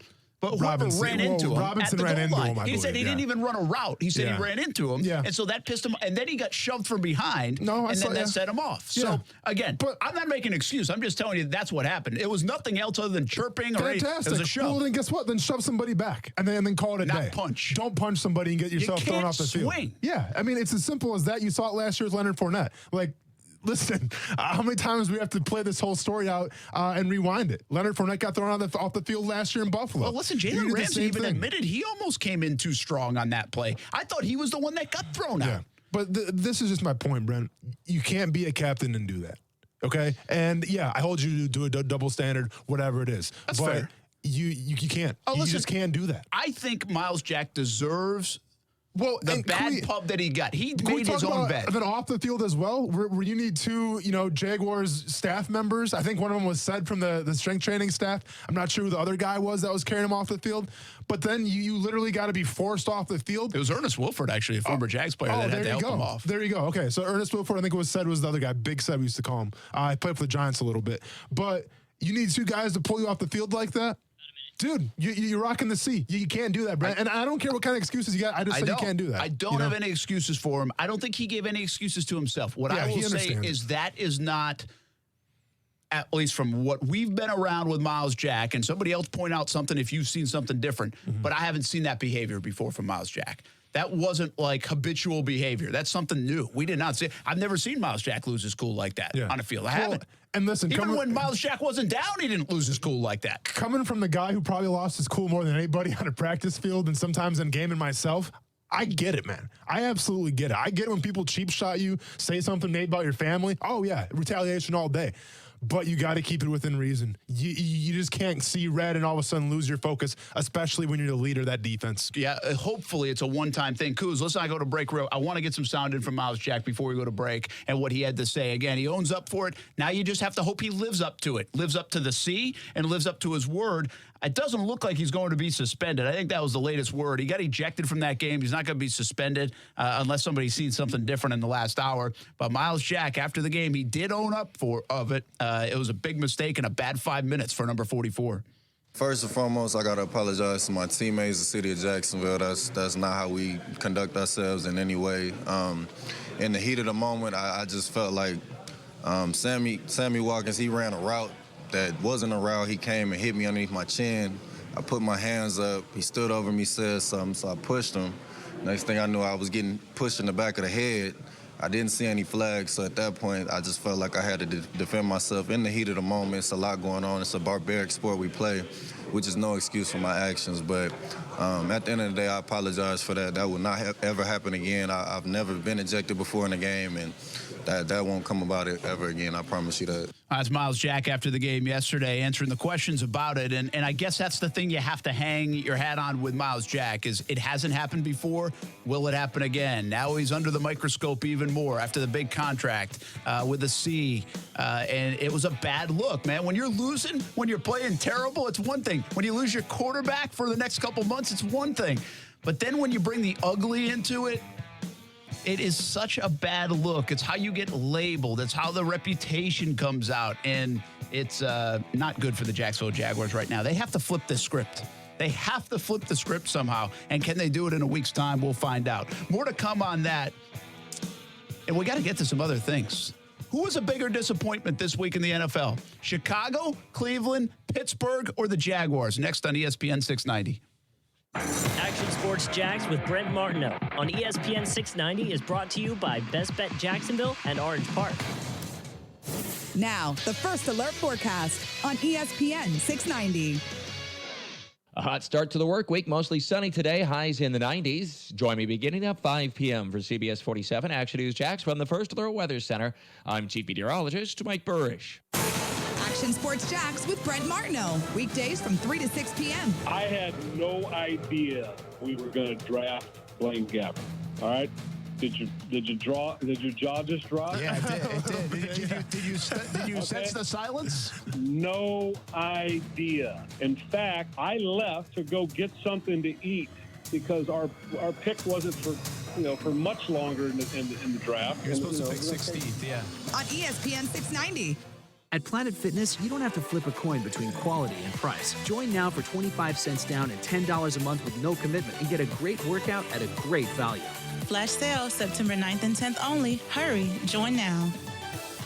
See Club for details. The response to Beard's Diamonds' 5 years, 0 interest with no money down has been so spectacular, we're extending it till the end of September. Get her that designer setting she's been dreaming about and spread your payments out over 60 months. This month only at Beard's in the Town Center. The first annual Taste of the Town is this Saturday from 4 to 7 on Big Island Drive near Moxie Kitchen in the Town Center and will feature 25 restaurants and eateries around the Town Center, plus numerous raffle prizes, gift baskets, gift cards, and concert tickets. It costs just $25 in advance and $35 at the gate, with proceeds benefiting Angelwood, a local nonprofit organization that's been serving children, adults, and families living with disabilities in our community since 1993. For more information on Taste of the Town or to purchase tickets, visit angelwoodjacks.org.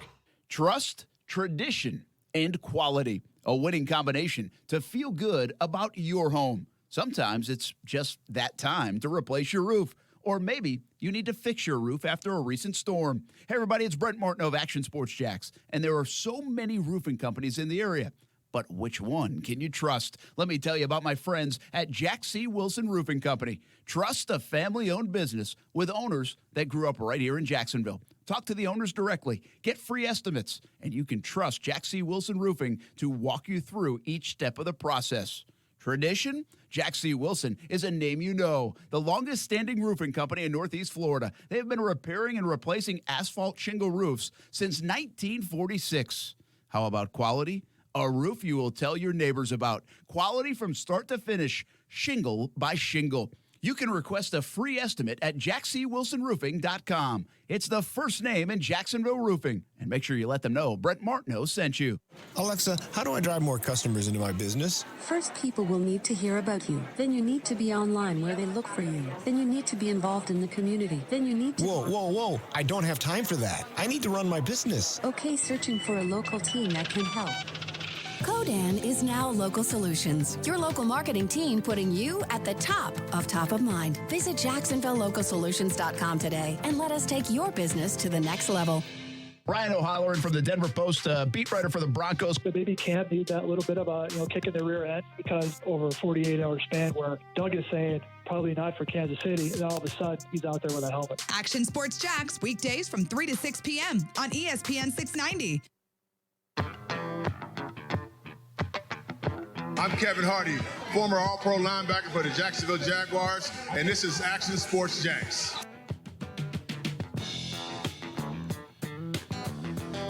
Welcome back. We're talking football all across in the break, and we can't get away from it. Brett Martineau, Austin Lane, Kuz is here. Action News Jax. John Bachman is here as well. A big thing to tell you about coming up tomorrow with Action News Jax and 104.5 WOKV and really all the Cox Media Group to help out the folks in the Bahamas.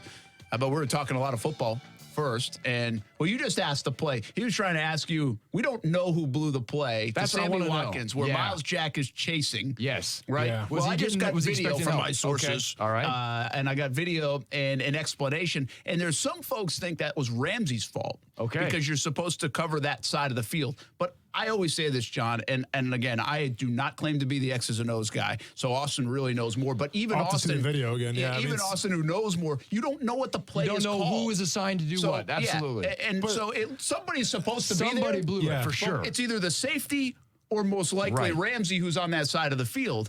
But that's what the Chiefs were doing, man. Like, they're crossing so many receivers and everything where it's like, oh, I think he's got him. No, he has him. Like, there's just a lot of mass confusion out there. And that's an Andy Reid calling card, man. Absolutely. Real quick, we'll get some more football talk. The Vikings, which is your team from where you're from. Yeah. I mean, did Mike Zimmer call the game he wanted to call? Oh, yes. Or did he just take the box score and kind of flip? Probably both, didn't he? Probably both, right, Brett? I mean, they threw the ball 10 times. Yes. Dalvin Cook. Like that old school football, Brent. Listen, we're at the game. I'm not watching the games. I don't watch them as much as everybody listening probably watched the games and watched the red zone and all that. And I'm going to say this. You can't watch the red zone because I tried to, and unfortunately the Wi-Fi in there blocks you from watching the red zone. How mad was I? Yeah. That's We're interesting. going to have to find a way around that firewall. Oh, I haven't downloaded like one of those VPNs to try to bypass it. Nope. Because, I mean, they show the red zone up on the in the corner video board. Yeah, just saying for the media purposes, for that Wi-Fi, you cannot watch NFL Red Zone. But anyway, Dalvin Cook looked good. They score off turnovers. Atlanta, once again, I said this the other day, and I think I picked them anyway or something, but they're a slow starting team. For some reason, they do not start out of the gates very well, and they looked awful. Dalvin Cook looked great, which is cool because I like Dalvin Cook. I think he's a fantastic player and coming back from those injuries. Vice D looked great, too. But from what I to throw the ball 10 times, I mean, they have Diggs, Thielen, and Rudolph, and they threw the ball 10 times. Thielen caught a touchdown pass, though. Thank you, fantasy owners. Hey, that's right. They're not going to do that all year. No, I agree. I mean, they're paying Kirk Cousins $30 million. They're going to get their money's worth out of him. That was the most bizarre box score, though, to see, wasn't it? But they didn't need to run it. They didn't need to pass it. Oh, I know. Sometimes when you run the ball, Brett, you stop the run, it's going to be okay. Especially when you're up 28-0, they were probably doing nothing but running it in the last part of the game. Well, now to be fair, it's not like the Falcons were really running the ball either. I mean, Matt Ryan had 46 passing attempts. Well, that's because they were 4 touchdowns behind. Yeah, I mean, they didn't run the ball that much, but they still stopped the run regardless. All right, one more football before we talk what's up tomorrow and what's coming up tonight. Hawkeyes? No, but game day is going to Ames. Iowa State game on Saturday. TJ Hawkinson. He scored 100 yards. He was looking sharp up there in Detroit. Whoa, rookie tight ends. What? I've had a ton of people say, I know. Jags were going to pick TJ Hawkinson. Yeah. Josh Allen falls. Oh, no, just relax with that. Yeah, no, you had to pick Allen. But I'm just saying, I've had more people be like, oh, Hawkinson did this. Wait a minute. You're going to trade Allen for Hawkinson now? You wouldn't do it. Yeah. No. So let's get off that train. train. No, okay? I'm with you on that one. Yeah. But I'm just saying he had some impressive numbers. I mean, the Jags just lost a football game, all right? They don't have to trade every player on their football team. They lost the game. No, hey, Noah Fant. Where's the camera? Camera's over here. Sorry. No, you're probably not watching this right now, Noah Fant. But in case you didn't notice, I've had you back the entire NFL draft. So I need you to come out if you're playing against the Oakland Raiders and get about 200 yards receiving and 2 touchdowns. There you go. So I look like a genius. And don't let Hawkinson outperform me, please, this year. Thank you. Perfect. So the other question I had going into the commercial. Who feels the worst today? Because I asked this question yesterday, the worst season opener. I know the Dolphins had the worst season opener, but the Dolphins suck. Okay, South Beach, Gary, they suck. Gary, they proved it. They're trying to suck. They are tanking, and they're off to a great start. Said they're going to win, going to beat Baltimore by 14. So I'm not talking about the Dolphins. And you know what? For that matter, I don't even want to hear about Lamar Jackson because he played against the JV team. You're going to hear about him, Brent. He put up 170 points. He helped me 170 points in our fantasy football league. So you're going to hear about him and pump your brakes, just to let you know. So let's keep this in context, people. Okay, for the teams that thought they were going to be good and are trying to win football games, who feels the worst today? The Jags? Yes. Chicago? The Steelers, who got trounced and now see their star receiver go to the other team. True. Yeah. And the last one was the Browns. A lot of hype. Who feels the worst on Monday out of those 4 teams? And don't give me another one. All right, it's not the Steelers because the Steelers, we know we're going to bounce back. They've got all the pieces in place. They're going to be all right. The Bears are shaky on offense. They're worried about Trubisky because Trubisky is like Blake Bortles, let's be honest. He's not spectacular. But their defense is amazing, and they're going to win some ball games. Browns, I think, are still too early to tell. So I think that leaves us with a team that supposedly had a great defense and an upgrade in quarterback, and now question mark on the defense and a definite no-go on that quarterback. I feel like the Jags win that because of the quarterback situation. Yeah. Listen, I thought the Jags were going to lose to Kansas City. Yeah. So the loss isn't the thing that gets you. That's the defense is a little crazy. Yeah, the punch and mile, it looked Yeah. ugly, and it was so damn hot. Everybody's cranky and whatever. Right. I think that was a big factor. I really do. That was a huge factor. But it didn't help them. No, of course not. Yeah, but he didn't help the Jaguars like I thought it was going to. Not at all. Chiefs looked like, But whatever. the QB, obviously, to me, makes you feel bad. But even Minshew made you feel like, well, okay, maybe it's not as bad as we thought. That's right. So I feel like the Browns, in my opinion, with all the hype, which I said to look out for. You did. You called it. 18 penalties. You really have to now question. Again, we've lived through this. Gus Bradley's last year was 3-13. There was hype. There was like, okay, this is it. This is the year. They've got talent. Yes, the Browns have talent, but talent doesn't always win the day. We saw that yesterday on this field, even on a defense that has talent. But I think we're going to see that from the Browns. I'm not saying they're going 0-16 or 1-15, but slow down on the Browns because, one, their coach has never done it. You don't know what you're going to get. 18 penalties is ridiculous, as much as 10 is. 18 is unbelievable. They look like they quit because Tennessee, that was like a 22-13 game, and it got 43-13. They got a lot of problems. I would be more worried if I'm the Browns, quite frankly. I think, listen, it's all about the week 1 overreactions, right? Yeah, like, and that's what we live for. That's what we live for. I just had a guy at Ohio State game last week tell me the Browns are going 11-5. I said, I guarantee you they'll go 6-10. Did you get some money off them? Did you put a hundo on it? You should have put $100 on it. Yeah. And it's all, see, Baker Mayfield, did you at least get a beer? See what happens? Did you at least get his cell number so you can text him some smack now? I should have. So, yeah, I mean, I'm with the Jaguars all day because I think the Jaguars are the only team to lose their starting quarterback for a while now. Yeah. So you have to go with the Jaguars. And listen, if you're a Jaguars fan, you watch what the Titans did. The Titans went into Cleveland. Cleveland's not an easy place to play, and Cleveland shut them down. Now, a lot of the Browns' mistakes came from self-inflicted wounds, 18 penalties, not going to win a lot of games. 3 interceptions in the fourth quarter for Baker. Sure. But the Titans, Mariota looked serviceable. He did. You know, Delaney Walker's back now. I was talking about the wide receiver, AJ Brown. AJ Brown looked like the real deal. Derrick Henry, long touchdown. Yeah. So, and then you have the Colts. You know, and the Colts are a team where everyone's kind of writing them off. I even wrote them off a little bit when Luck went out, and all of a sudden Jacoby Brissett, who I played against, I'm like, he's not going to win you games. He's going to manage games. Well, I think, and once again, it's a week 1 overreaction, but to go to San Diego on the West Coast, not an easy place to play either. LA. And sorry about that. Yeah, LA. Thank you very much. $5 fine. $5 fine in the bucket. I mean, the year has gone by. Now it's a $5 fine. Deal. All right, LA. But you know, I mean, Vinatieri misses two field goals and an extra point, and they go to overtime. That guy should retire. And then they go to overtime with the Chargers, almost beat them. You know, so I mean, if you're the Jaguars right now, you see the AFC South. It's like, we'll see what the Texans do tonight, but. Man, maybe it's going to be a little better than expected. This division's been thrown on its belly in the last couple of weeks with Andrew Luck and now the Foles thing. Gosh, it's crazy. All right, John, what's up, man? Tomorrow we got Convoy of Care. Convoy of Care is tomorrow from 7 a.m. to 2 p.m. at Maggiano's in the St. John's Town Center. The list of supplies that we need, and we're really sticking tight to that list, is on actionnewsjax.com. But come by, bring some supplies desperately needed for the Bahamas. Meanwhile, by now you've probably all seen the video of the capsized cargo ship. That's an amazing in Brunswick by St. Simon's Island. It is incredible. It's a 650-foot long ship that is on its side, 4,000 cars inside. I mean, it's a massive thing. How did it happen? Well, that's a great question. I don't have the answer for you yet on that. That's to be determined. There's lots of theories. We'll get into some of that on Action News Jax at 5, CBS 47. But the real, I think, mind-blowing thing in all of this is that you had 4 crew members trapped in that ship. Monstrous ship covering all kinds. Well, I think it's 2 football fields long, right? Yeah, 650 feet. That's more than 2 football fields long. Multiple levels up and down. Huge ship. And they've got 4 crew members on it, and in about 24 hours, they were able to locate where those 4 crew members were, and just within the last hour or so, managed to pull 3 of the 4 out safely.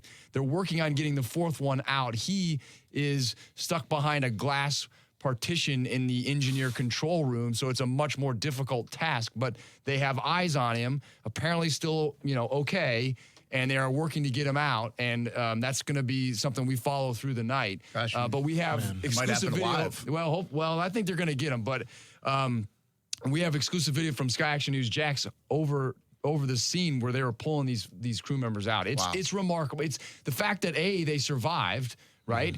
B, they survived and were able to tap their way and get people to hear them and find them in this monster ship, and then be able to pull them out. So we're watching to follow that fourth person. We hope and pray that person will get out. And they had already rescued 20 others prior to that. 20 others were on. 20 other crew members were on board the ship as well, and they were all okay. Yeah, so if you haven't seen this story, this is like straight out of a movie kind of stuff. I mean, you really should check out Action News Jax tonight. CBS 47 coming up at 5, all the way through 7 o'clock on CBS 47 and Fox 30. But and if you don't miss it, if you miss it because you're going to Top Golf tonight, it'll be on 10 o'clock on Fox 30 and 11 o'clock on CBS 47. Good promotion, Jags. Report Live is our first debut show tonight. It's at Top Golf at 7 o'clock. Here's the deal there. If you go to Top Golf, you buy an hour of a bay, you get one free if you say you're coming over to the show. Chris Conley's going to be there. We'll have a half-hour show starting at 7 going to be a star, on CBS 47. Oh, yeah. I love that pickup with Conley.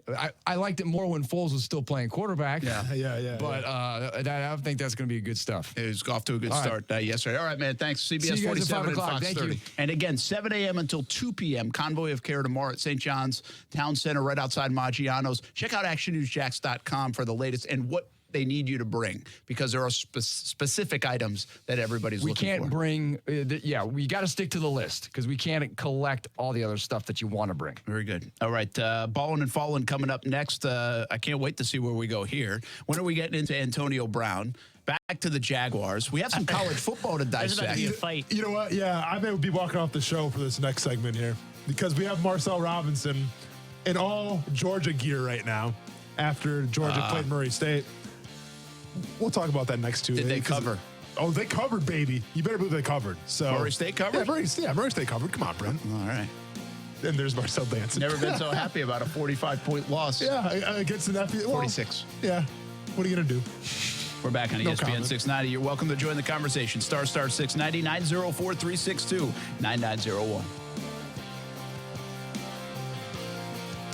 Action Sports Jax has more local sports than anyone in the country. And on Monday, we debut the newest show in Jacksonville. It's Jags Report Live, 7 o'clock on CBS 47. And it's live from Top Golf. Come check out the show, be a part of the audience, and meet Jags players. This Monday, receiver Chris Conley will be with us at Top Golf. If you can't make it, you can watch it on CBS 47 at 7 p.m. Jags Report Live, the newest show in Jacksonville. Alexa, how do I drive more customers into my business? First, people will need to hear about you. Then you need to be online where they look for you. Then you need I don't have time for that. I need to run my business. Okay, searching for a local team that can help. Codan is now Local Solutions. Visit JacksonvilleLocalSolutions.com today. Hi, I'm Tom Van Berkel, CEO of Main Street America and chair of the 2019 First Coast Heart Walk. What if every step you take could save a life? When you sign up to attend the 2019 American Heart Association's First Coast Heart Walk on Saturday, September 21st, you'll be supporting scientific breakthroughs that keep more healthy hearts beating. Visit firstcoastheartwalk.org to register for this free event where every step you take brings us closer to ending heart disease and stroke. The First Coast Heart Walk takes place at Metropolitan Park and will feature fun activities the whole family can enjoy. By joining the First Coast Heart Walk, together we can save more lives by making cardiovascular research possible. Research that created the first artificial heart valve, research that can save children's and adults' lives, and research that gives us more time to create lasting memories with loved ones and friends. Be a Heart Walk hero and register today at firstcoastheartwalk.org because we're just steps away from a healthier tomorrow. The First Coast Heart Walk is sponsored by Main Street America Group, Mayo Clinic, and Florida Blue.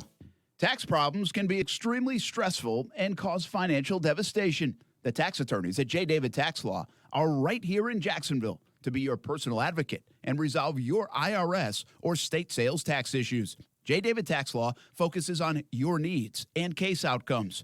Don't be fooled by these big out-of-town tax companies that only focus on getting you to sign up and pay without even working with an attorney.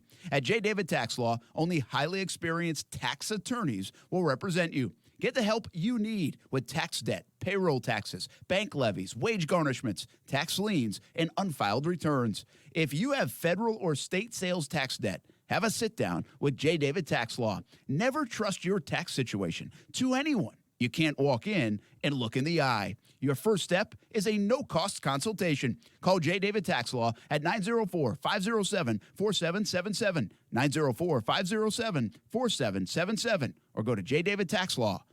Pop quiz. If you sell a home for $500,000, how much would a traditional real estate agent charge in commission? If you guessed $25,000 to $30,000, you're right. But if you think that's the only way, you're wrong.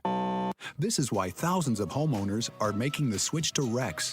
With Rex, you get a dedicated agent and a full-service experience at a fraction of the cost. Rex uses game-changing technology to cut out the middleman and save homeowners tens of thousands of dollars in fees. See if you qualify by calling 833-REX-HOME. That's 833-REX-HOME. Remember, this is your home. Why give an insane amount of equity away to an agent? Rex offers the lowest fee in the industry without skimping on service. You'll work with a licensed local expert with you every step of the way. Get the most out of your home. See if you qualify by calling 833-REX-HOME. 833-REX-HOME. That's 833-REX-HOME. Florida, CQ 105-7788. Will Stan Van Gundy dance at an Elton John concert? Is that something that's ever happened? Is it something that ever would happen? No. The Dan Le Batard Show with Stu Gonz. Weekdays from 10 a.m. to 1 p.m. on ESPN 690. Brent Martineau. You see him every day on CBS 47, Fox 30, Action Sports Jax. Austin Lane. He's a former Jag star and current MMA fighter. Broadcasting live from the Anna Jar and Levine studio. This is Action Sports Jax on ESPN 690 and ESPN690.com. I mean, give it up 40 points. You know, they're a real good team and all. And if you make mistakes, they're going to make you pay. Way too many mistakes today. Way too many. Gave them opportunities, and they capitalized on every one of them. You know, missed a couple, actually. You know, and so, when you make mistakes like that, you got to expect, a good team like that's going to make you pay. So, I take my hat off to them. You know, they did a good job. But there's a lot that we can correct and get fixed. And, what I know about this defense is we're not going to give up 40 points a game. That's just not who we are. Today wasn't good enough, but like I told the team at the end, we'll respond. All right, listen, here's the deal. That's Calais Campbell talking after the game. There was a time in the football game where I said, okay, I haven't really heard number 93, number 91, and number 41 very much, their names being called. Now, let me say that with, yes, I understand. They got them Mahomes. They forced the fumble. They would have been out of field goal range, all that stuff before the play with Miles Jack ensued. So they got on that play, and they made a play. It just didn't count for them, and that was unfortunate. They end up with 0 sacks, 0 forced turnovers, but that play might have been, at least at the time, a pretty good play, a big play. That was a game-changing play in terms of Miles Jack no longer being in and them getting third down all over again because penalties offset. So a lot happened on that play. There was a lot to digest. But overall, am I that wrong that, yes, Patrick Mahomes gets rid of the ball quick, but I expected to hear 93, 91, 41, maybe a little bit more than I did? Yeah, I mean, absolutely, right? Like, Yeah, when you have that solid defensive line, you expect to see chaos in the backfield. Now, Kansas City didn't really run the ball a lot. You know, I mean, they only ran it a couple of times, I want to feel like, in the first half. When the game was in control, then they ran the ball, but by that time, the game was over. Brent, it's one of the most frustrating things in being a pass rusher because we went against it with Tom Brady. And I think Nick Foles is up there too, is guys that get the ball out really fast, and now Patrick Mahomes is there too as well. I mean, against Tom Brady and the Patriots, and you can see it last night. I mean, TJ Watt had a lot of nice pass rushes last night, but guess what? It doesn't matter because Tom Brady gets the ball out so fast. There is nothing more frustrating than when you beat, and we saw it with Josh Allen a little bit, I think we saw it with Yannick Ngakoue as well.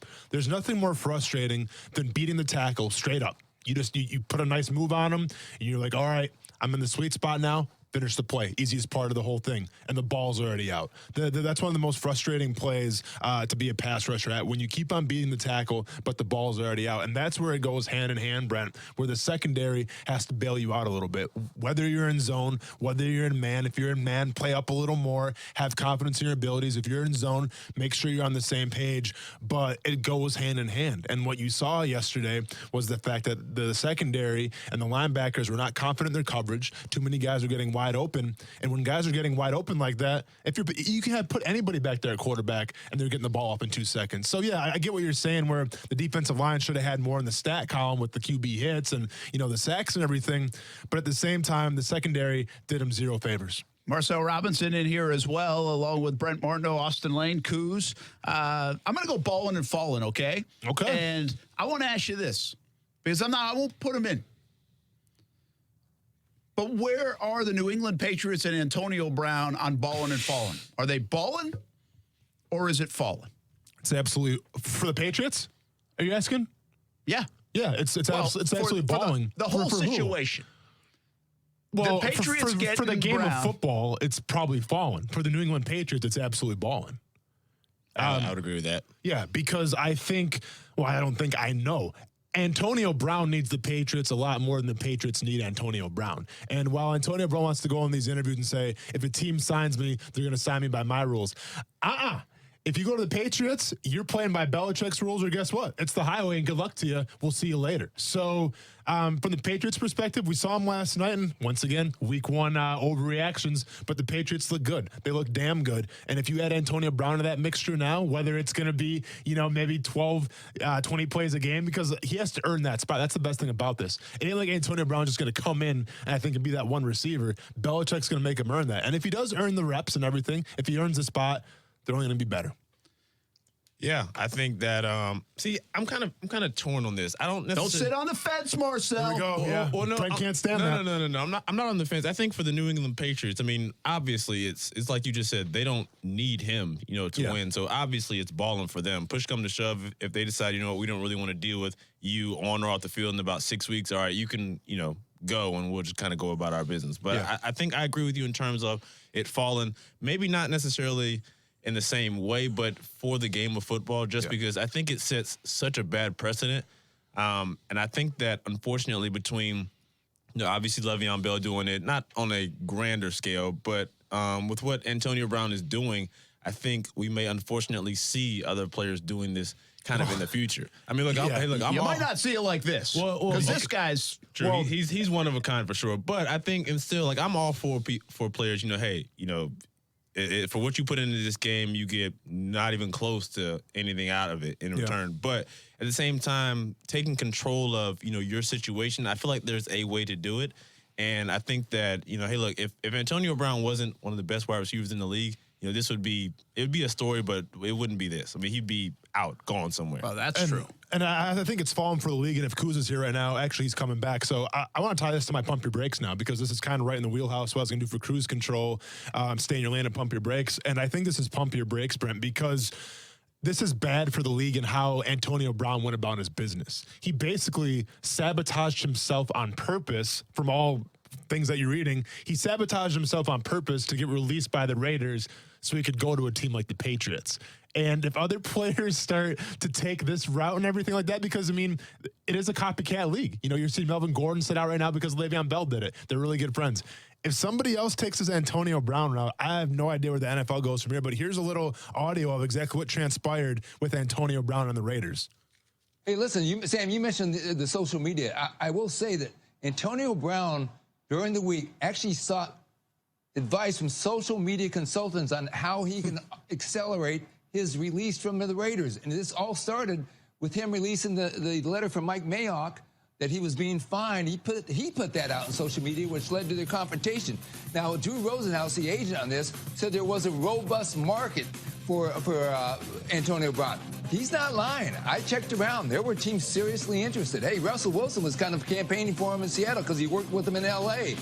During the offseason at various times. And then, yes, Cleveland Browns. Hey, John Dorsey, the general manager, he'd consider anything. But what they all found out is that this was pretty much a fait accompli on Saturday morning. As far as the Steelers go, think about this. The teams that they were kind of interested in, the Browns played Steelers twice a year in the division. Seattle plays the Steelers next week. And as far as Bill Belichick goes, he's always had an interest in Antonio Brown when he became available this offseason. He actually offered a first-round pick to the Steelers. Kevin Colbert of the Steelers wanted more, but really didn't want to trade him at all. So he basically went on and took the 3rd and 5th from the Raiders. And that's Chris Mortensen on ESPN talking about it. And here's the one thing, and you can elaborate more. I think we got to be a little careful to give too much credit to Antonio Brown. Yeah. All right? I'm not going there. Yeah. All right? Maybe it's just because he's such a clown show. Is that I'm not willing to go there? Maybe he is smarter than everybody, but I'm not giving him that benefit of the doubt. I'm not.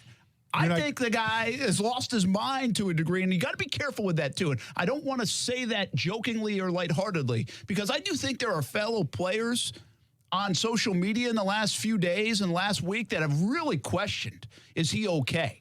And I'm not trying to link anything to CTE or all this whatever. I'm just saying, I think you got to be a little careful. And I don't want to joke about is he mentally all there, because I think some of his actions have warranted a thought process of is he all there? And that can be a scary thing. But I also don't want to sit here and give him all this calculated credit for being the smartest guy on the planet to end up in New England. I'm not going there. Listen, there's a reason why I've been quiet about making jokes about Antonio Brown on Twitter, because when he was with the Raiders and the way he was acting, I thought there was something mentally wrong with him. I thought maybe CTE might have been an issue, and I'm not going to poke fun at somebody for going through maybe some mental issues and then have it come out, years down the line that, yeah, he was suffering from something, and all of a sudden I have to go back and look at my tweets and be like, damn, I shouldn't have said that. So I kept quiet on the Antonio Brown from him, because I'm not going to make fun of the dude because I don't know what he's going through. But at the same time, and I'm not calling the guy a genius, and I'm not saying he's playing chess and the whole league's playing checkers. Nothing like that at all. I'm just saying it is a little funny, though, of how everything's transpired, Brent, how he literally kind of sabotaged himself by posting the GM's note and everything, and then all of a sudden him and Gruden kind of have a falling out, and then I guess they hash things back together, and then he posts this, Michael Bay-esque video of him training. It was like a Nike commercial of him training, and all of a sudden social media is like, oh, that's a good point. Gruden's got his back, yada, yada, yada. And these things come out where he hired like this team of social media analysts of how to get fired quicker. I'm not saying it's true or not, but at the end of the day, Brent, he's going to play for the Patriots, who are in contention of a Super Bowl. He's playing for less money. I don't think he really cares about the money, because if he cared about the money, he would have stayed in Oakland. I think he cares about maybe winning a championship or being in a good culture. And we'll see. Now it's all the chips are down. Let's see how he acts. But right now, he's on the team that he wants to be at, it seems like. I'm just going to be honest with you here. I asked the question, balling or falling on Antonio Brown? You guys say balling for the New England Patriots, Antonio Brown. Here's what I say. Yeah. I say falling for the league, but I say falling for the New England Patriots. This is not working out. All right? I made a bet with somebody who still didn't want to actually make the bet. I said, do you want to make the bet that the Antonio Brown, if he's on your roster, the Patriots are not winning the Super Bowl? They're not. They are not going to win the Super Bowl if Antonio Brown is on the roster. Now, they might be flashy. They're going to help your fantasy league. They might win 12 games, 13 games during the regular season. But what I'm telling you is when it gets to February in Miami, New England either is not there or not winning. They don't win with Antonio Brown. They don't win big. They win enough, but they don't win big, because you don't win with guys like that. There is some sort of chemistry or some sort of whatever. There's this silent whatever that people don't win with a guy like Antonio Brown. You just don't. You can't. Not even. I'm so tired of the Listen, they've proven it, so you have to say it. Belichick's been able to do this, and Belichick's been able to. The Patriots have been able to do this. Tom Brady is freaking good, people. He's unbelievable. Belichick is really, really good. But they don't automatically win and rehab everybody. They can handle it because they have a culture, because they have Brady and Belichick. And then they can go cut his ass if he acts to the point where they can't handle it anymore. They have the ability to do that. But what I'm telling you right now is I do not think, as talented as they are on offense now, they might have the most talent they've ever had, believe it or not. If he is on the roster, and I'm willing to make a bet with somebody here if you want to go here. I'll make a bet with you. They do not win the Super Bowl with Antonio Brown on their Super Bowl roster. They don't. Okay. I mean, so... And the reason I have to phrase it that way is because they might cut him. Well, and that's the point, Brent. Well, if they cut him in November, then he's not on the roster. But yeah, I get that, but why are you hating on the Patriots for doing this? Because the Patriots can't lose. Either you bring Antonio Brown, he acts accordingly, he becomes a good soldier, and he brings talent to the wide receiver group that's already deep, and then you obviously, I think, win more games, or he messes up and you cut him. It's just like Randy Moss. Randy Moss went to the Patriots. He had some off-the-field issues and stuff. You know, like a lot of teams won't want to take Randy Moss on. What happened when Randy Moss went to the Patriots? He had some good seasons. Now, he sabotaged himself and got kicked off the team. So be it. You wash your hands of it. You let it go. But when Randy Moss was there, they had success with the Patriots. They had a ton of success. Yeah. But by the way, Randy Moss isn't on this guy's level right now. No one's on this guy's level. Nobody is. Yeah. So listen, this team had, and they didn't know it at the time. And again, I don't really say this a lot. I mean, you could joke about this, but it's not a joke. I mean, they might have had like a serial killer on their roster in their locker room and won games. I mean, they've had it all. Yeah. But this is just a different beast, man. This guy is not going quiet. I mean, if you think this guy's going to just be the perfect citizen in New England because of the culture and the trophies and the Belichicks and the Bradys, you're kidding yourself. It's not going to happen. Then he's off the team. Simple as that. Listen, then they still have to pull that trigger. They have to admit that they're off. Then they might. Yeah. But all I'm saying is if he's on the roster, you ain't winning. I believe it. You're not winning. If he's on the roster, you sold your soul to the devil, and you're not winning. The only way he's going to be on the roster, though, Brent, is if he acts accordingly. And if he acts accordingly, that's one of the best wide receivers in the league. So if you put one of the best wide receivers in the league on one of the best teams in the NFL right now, I think they win. How good was that Pittsburgh offense? Not good last night. No. I'm saying when Antonio Brown was on that team, how good was that Pittsburgh offense? It was good. Did they win? Win what? They win the Super Bowl with him? Not the Super Bowl with him. That's my point. But are we going to compare? Okay, I mean, I think I would take Tom Brady over Ben Roethlisberger, but we can go back and forth with that. You will 100% agree, though, that Pittsburgh's offense was better than New England's offense with the weapons they had. As a whole? Yeah, Brady's better than Roethlisberger, but you want me to stack up the rosters? I mean, offensive line, yeah, for sure. But it's the Patriots, man. You know? Screw that. It's the Patriots. How much are you making this bet? I don't care what you want to bet. Okay. I mean, I've already made this stupid baseball bet, so I mean, and I might win that.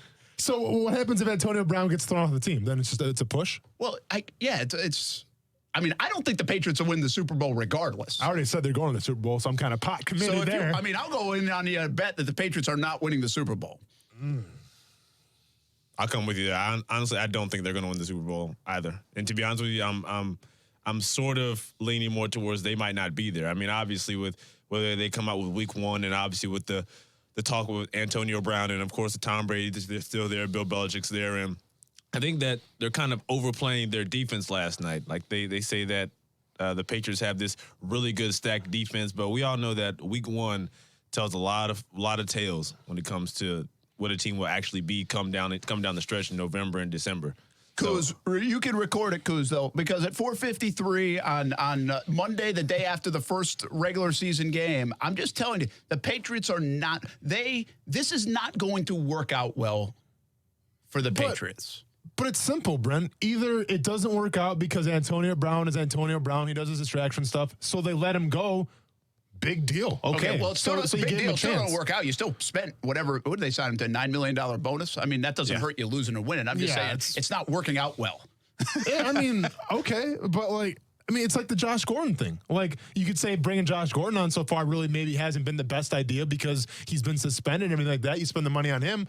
But I'll tell you what, last night, Josh Gordon looked pretty damn good. Yeah, he did looked look like a good. pretty legit receiver. So, there's going to be nights, by the way, that you're going to come in here on a Monday and you'll be like, you still don't think they're going to win Super Bowl? They're going to put up like some crazy amount of numbers and yards. I mean, I know that's coming. I mean, they might win 12, 13. They're talented. I mean, what they might be the most right about is that defense might be really good. Yeah, and it looked good last night. And last night, Kyle Van Noy wasn't even there. One of their best pass rushers, one of their best edge guys. He was having a baby, so he wasn't even in the game and didn't miss him at all. Yeah, didn't skip a beat. It's a long season, man, and I think I'm willing to go in the bets that the Patriots aren't winning the Super Bowl. I know you've got them going there. Yeah. Do you have them winning it or going? I had them going there. Going there. I had the Saints winning the Super Bowl. Yeah, fair enough. Yeah. So you agree with me? They're not winning. Well, you know me, man. I'm always a fan of storylines. Saints get the redemption. Can we do some balling real quick? Yeah.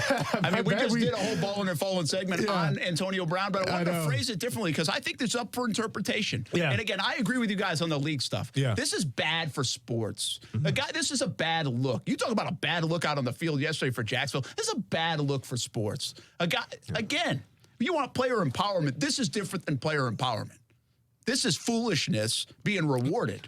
Yeah. I mean, I've never seen anything like it. I doubt we'll see anything like it again, Brent. I mean, I don't know what I'm witnessing. And the whole John Gruden thing where he signed off on having his audio, the phone call used, it's super weird, man. Yeah, I don't very know. messy. It's way past the point of sports. Balling real quick. So speaking of another receiver who's kind of compared to a choir boy now compared to Antonio Brown, OBJ.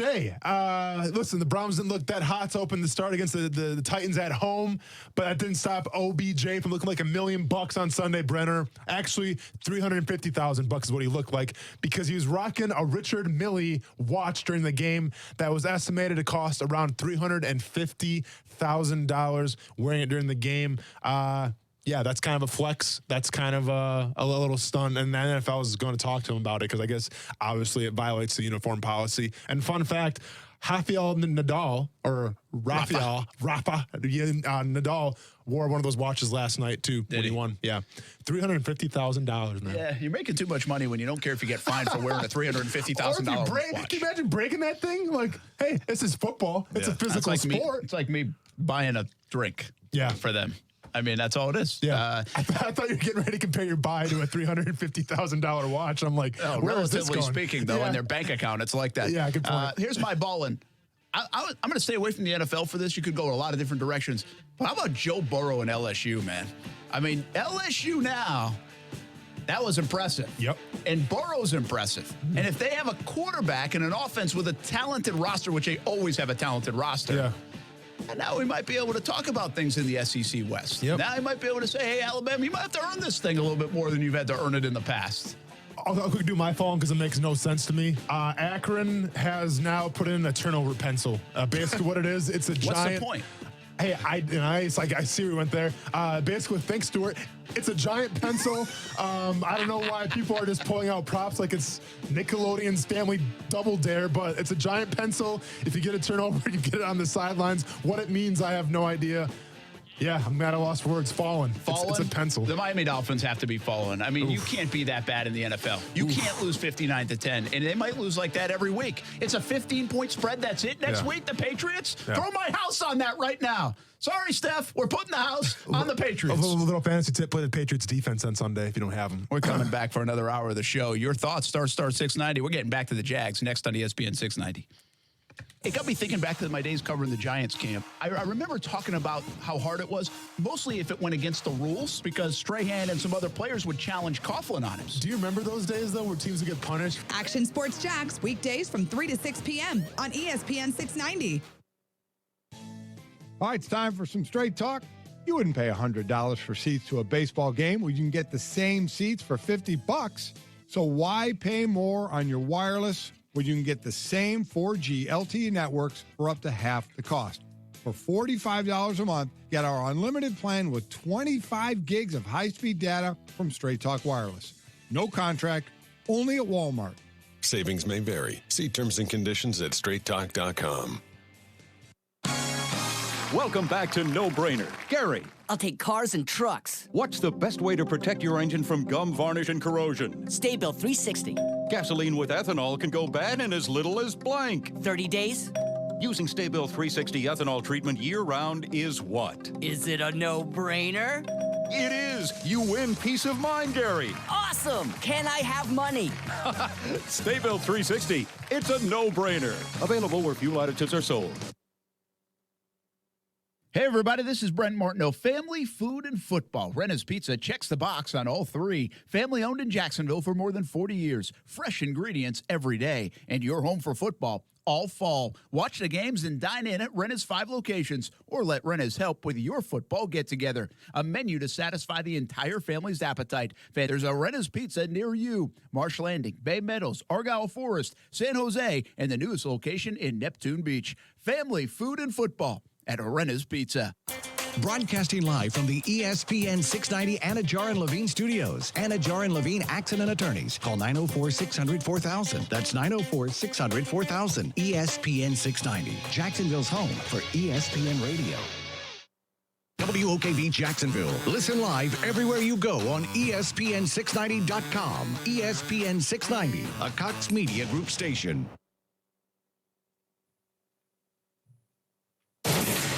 ESPN Radio Sports Center. I'm Christine Lisi right now. The Big Easy and the Black Hole in the spotlight for the Monday Night Football doubleheader tonight. Kicks off with the Saints hosting the Texans. New Orleans coming off heartbreaking playoff losses in back-to-back years. Could play for Lombardi Trophy this season, says ESPN's Booger McFarland. This is a Super Bowl caliber team. You have a veteran quarterback.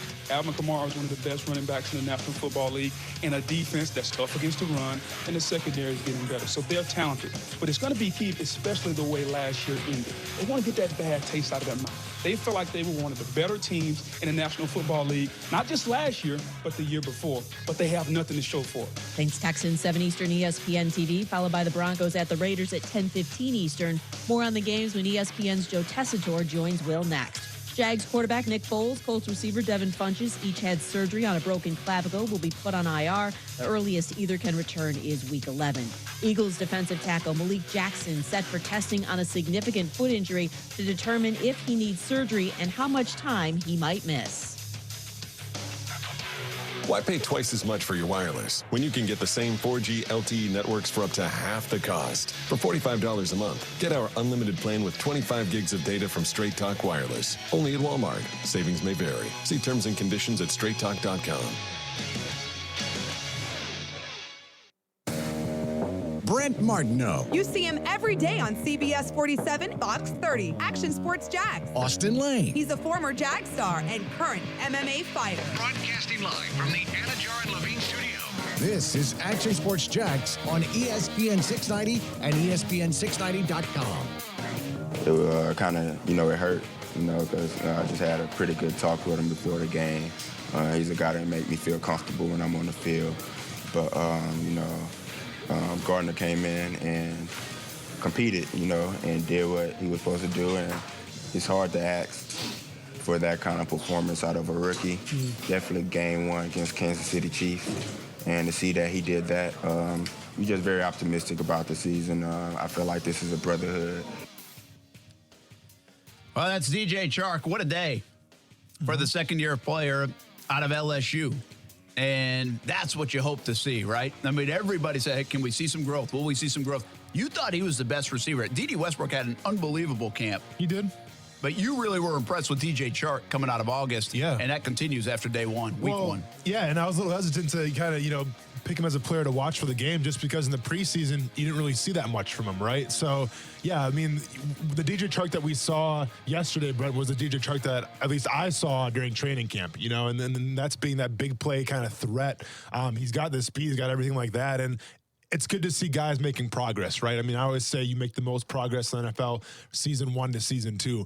Well, by all accounts, I mean, I get it, Overreaction Monday, but from what we've seen so far, Chark has made some progress. Yeah, listen, if you think about the receivers, and again, Chark, Chris Conley had a really nice day, and shameless plug here once again. Come on out to Top Golf tonight. Chris Conley will be there. He's a cool guy, too. Really interesting guy. From surfing to Star Wars, a former Georgia Bulldog, off to a nice start with the Jacksonville Jaguars after a 4-year career with the Kansas City Chiefs. That'll be 7 o'clock. If you can't come out, Jags Report Live is on CBS 47 at 7 o'clock. But if you do come out, get to meet Chris. We'll talk some Jags. We'll watch some Monday Night Football. We'll have some fun with it. And also, if you want to play a little golf in the bays at Top Golf, buy an hour, get an hour free if you say you're coming for the show. So it sounds like a good plan for me. I'll be there. Hopefully you can come out as well. So what is this receiving core? I mean, now, does Minshew have something to work with? Again, Fournette ran hard. Yes, made the 2 mistakes, but ran hard, almost slipped a couple of big ones. He is going to be featured out of the backfield, no doubt, in DeFilippo's offense. We all knew that. We saw it in preseason in August on the practice field, and I think we are going to continue to see that. What else are we going to see? That offensive line is probably the biggest question mark because of the 2 bookends with right now Will Richardson and Jawan Taylor. Can they continue to hold up? The defenses are going to get better, which means it's going to be harder. If they can do their job, Fournette does his thing, and he looks better. Where does this leave the receiving core and everything else part of this offense? So before we get to the receivers, though, you talk about the offensive line. What's the latest on Cam Robinson? I mean, is he going to be out for a while? It was just a slight setback. Is he playing next week in Houston? Like, do we have any idea right now how serious that setback was that he... There's a lot of conversation at the end of last week that it wasn't going to be long-term. But I also think I'm not trusting Cam Robinson right now. He's a guy that's coming back from an ACL, had 6 snaps because he was on a snap count, has only played a couple of weeks in practice, then gets hurt again on the opposite knee. And no matter how severe that is, I don't have a lot of faith that he'll be back. To me, I'd almost say, hey, right now, you are riding with Gardner Minshew as your quarterback. We know that. You are riding with Will Richardson as your left tackle until an Obuehi or Robinson comes back.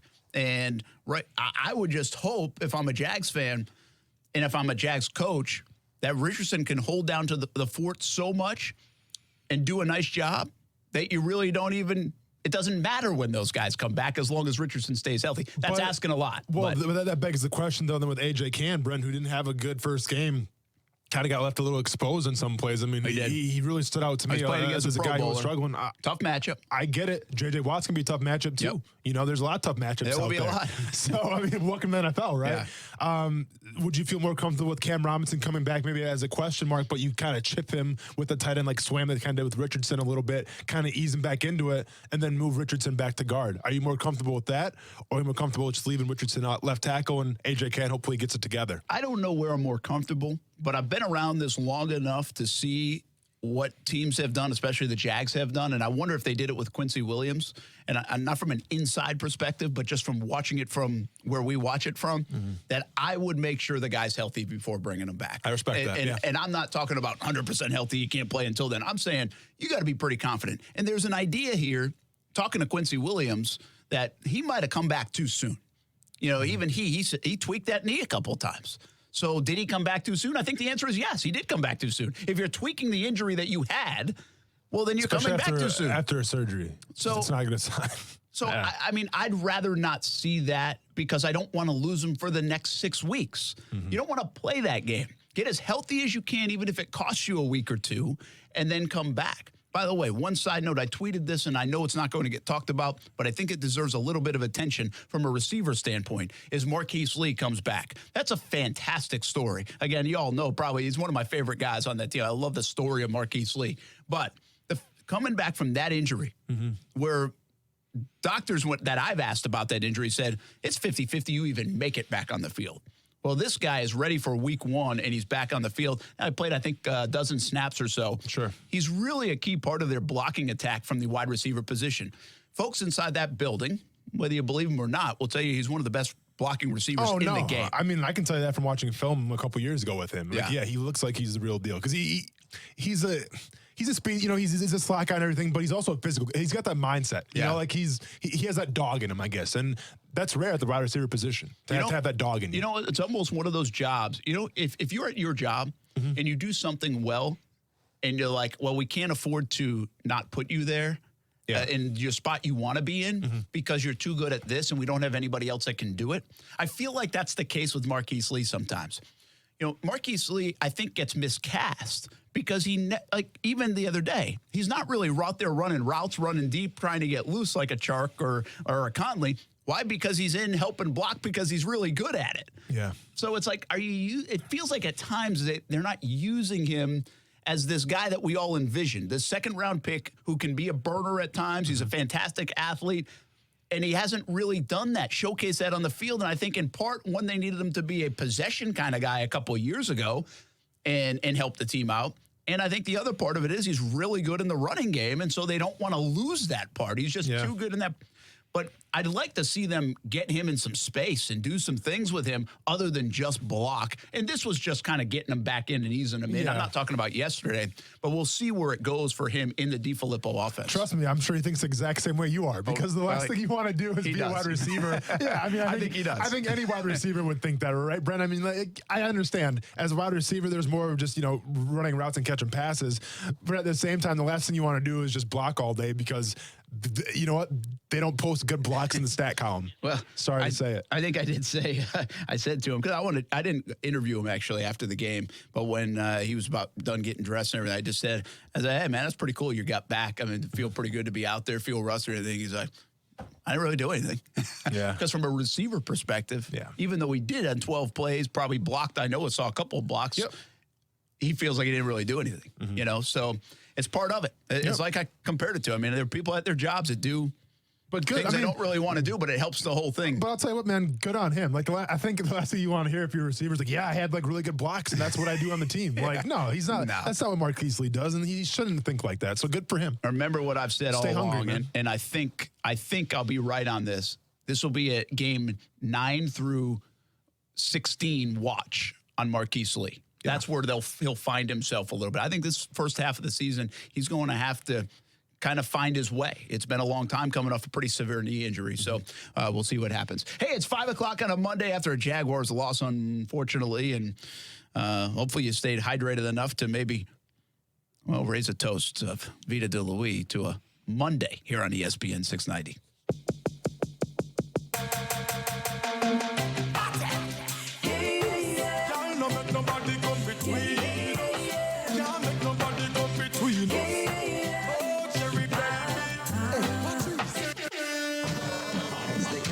Party now begin. See the beautiful ladies marching in.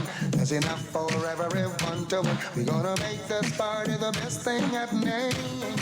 This is my favorite place. Nothing will replace. No.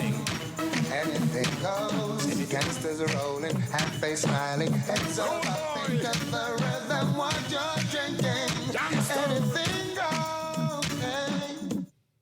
Grab a drink, get a shot, and sip your Star Tenders. Well, it was more than 94 degrees out there. At least it felt like. I don't think the actual temperature was, but it sure felt like that yesterday. Vita de Louis recently got a 94 rating, a locally owned tequila right here in Jacksonville, made in Tequila, Mexico, shipped directly to Jax Beach. Make your own recipes with Vita de Louis tequila, one of the smoothest tequilas you'll ever taste. For locations, recipes, and merchandise, visit VitaDeLouis.com. Drink responsibly. All right, we're going to take a timeout. When we get back, more football talk. Let's go to the college game a little bit. I want to take a trip around college football and then finish it up with more Jaguars talk, where they go from here. Now, listen, we got a ton of time to talk Jags, and we'll see what Houston does tonight. So much to get to from over the weekend. But I do. Florida. Oh, my gosh, Florida State. What is going on? Michigan. I picked them to go to the Final Four, man. I got lucky that they won. Yeah. They can still get there, thankfully, because they won. But not pretty. A lot going on in college football that's kind of weird. It's bizarre. And we'll check it out next on ESPN 690.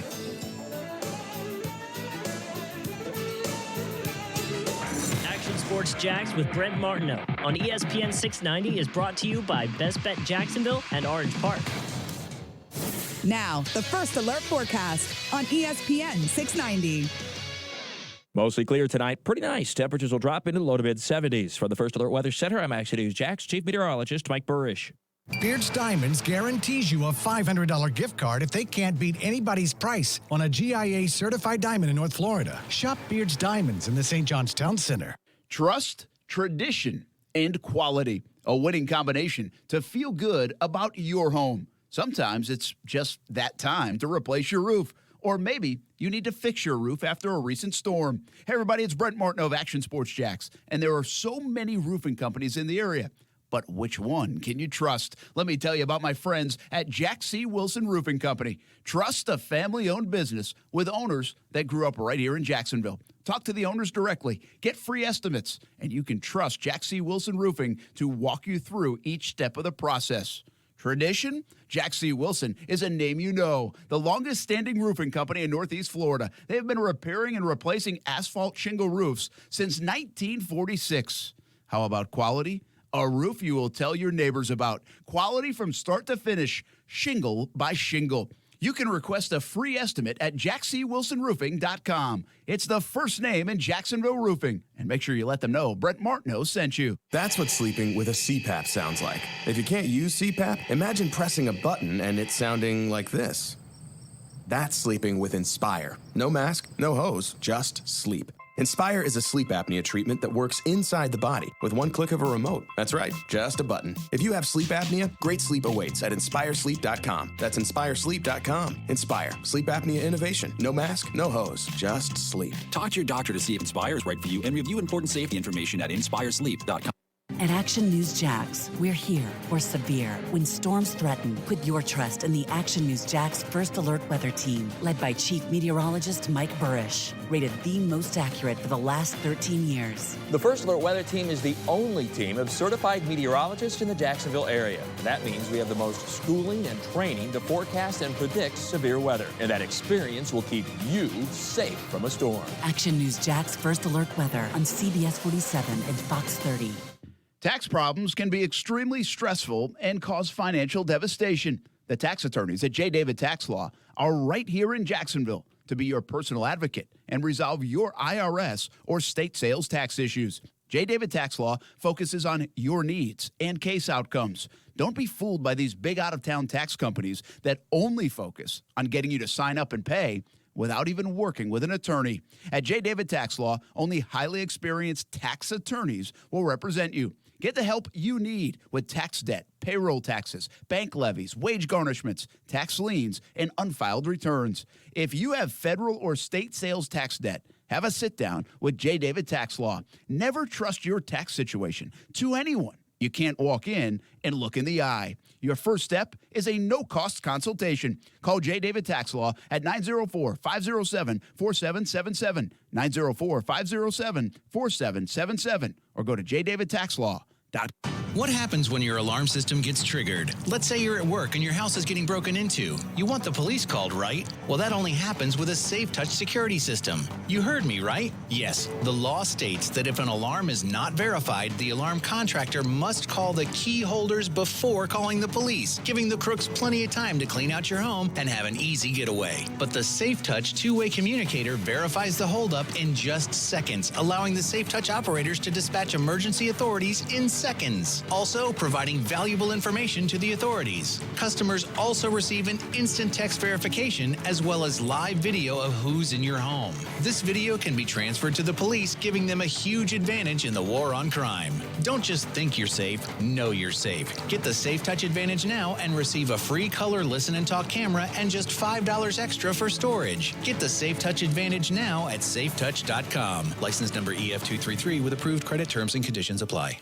Beards Diamond's incredible 5 years, 0 interest with 0 down has been so popular, we're extending it till the end of September. How about a $3,000 designer setting? You pay just $50 a month. Or a $2,500 pair of diamond studs? You pay less than $42 a month. Take advantage of Beards Diamond's already low prices. Then spread your payments out over 60 months and get her that piece of jewelry she's been dreaming about. Shop Beards Diamonds. Located at the St. John's Town Center. That's the crossroads. So then you would have Jerry Jones basically saying we're not paying market value for what this guy would be worth. He just came out and said you can win a Super Bowl without winning a rushing title. Go Lick and Wingo, weekdays from 6 to 10 a.m. on ESPN 690. Now, back to Action Sports Jax on ESPN 690 and in the iHeartRadio app. All right, let's hit the college football world real quick. Georgia obviously beats Murray State. Sorry about that. It's all good. At least they cover the spread.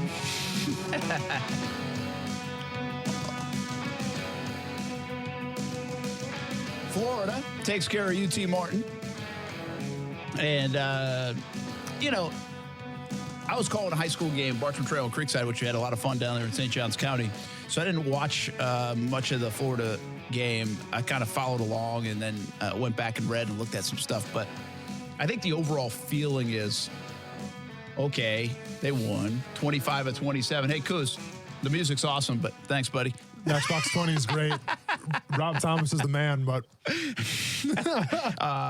the Florida game, they did what they had to do. Yeah. Right. Yep. Now, Tony and Henderson injuries, we'll see how impactful that is for the Florida Gators. That's something to keep an eye on. 25-27 for Felipe Franks. You know, I get the idea almost. I said this to somebody, that Dan Mullen, you know, they hear the noise so much. And Franks has been asked so many times now about his sideline antics or not playing so great in the open, the mistakes. And I mean, it's like, boy, do they have rabbit ears on to me. Because my interpretation of 25-27 against UT Martin was, hey, we're going to have this guy have a fantastic day because we can do whatever the heck we want to do against UT Martin. And that was the case. And that way, for the next week leading into Kentucky, you don't have to ask about what he did on the sideline and what he did this. And we're not going to put him in a position where those questions have to be answered again. And that might be a smart move. I just think that's my interpretation of 25-27, Franks. But I don't know if even the Gator fans are necessarily sold on this football team just yet. They slide back up in the polls because of some other people dropping. They took care of business.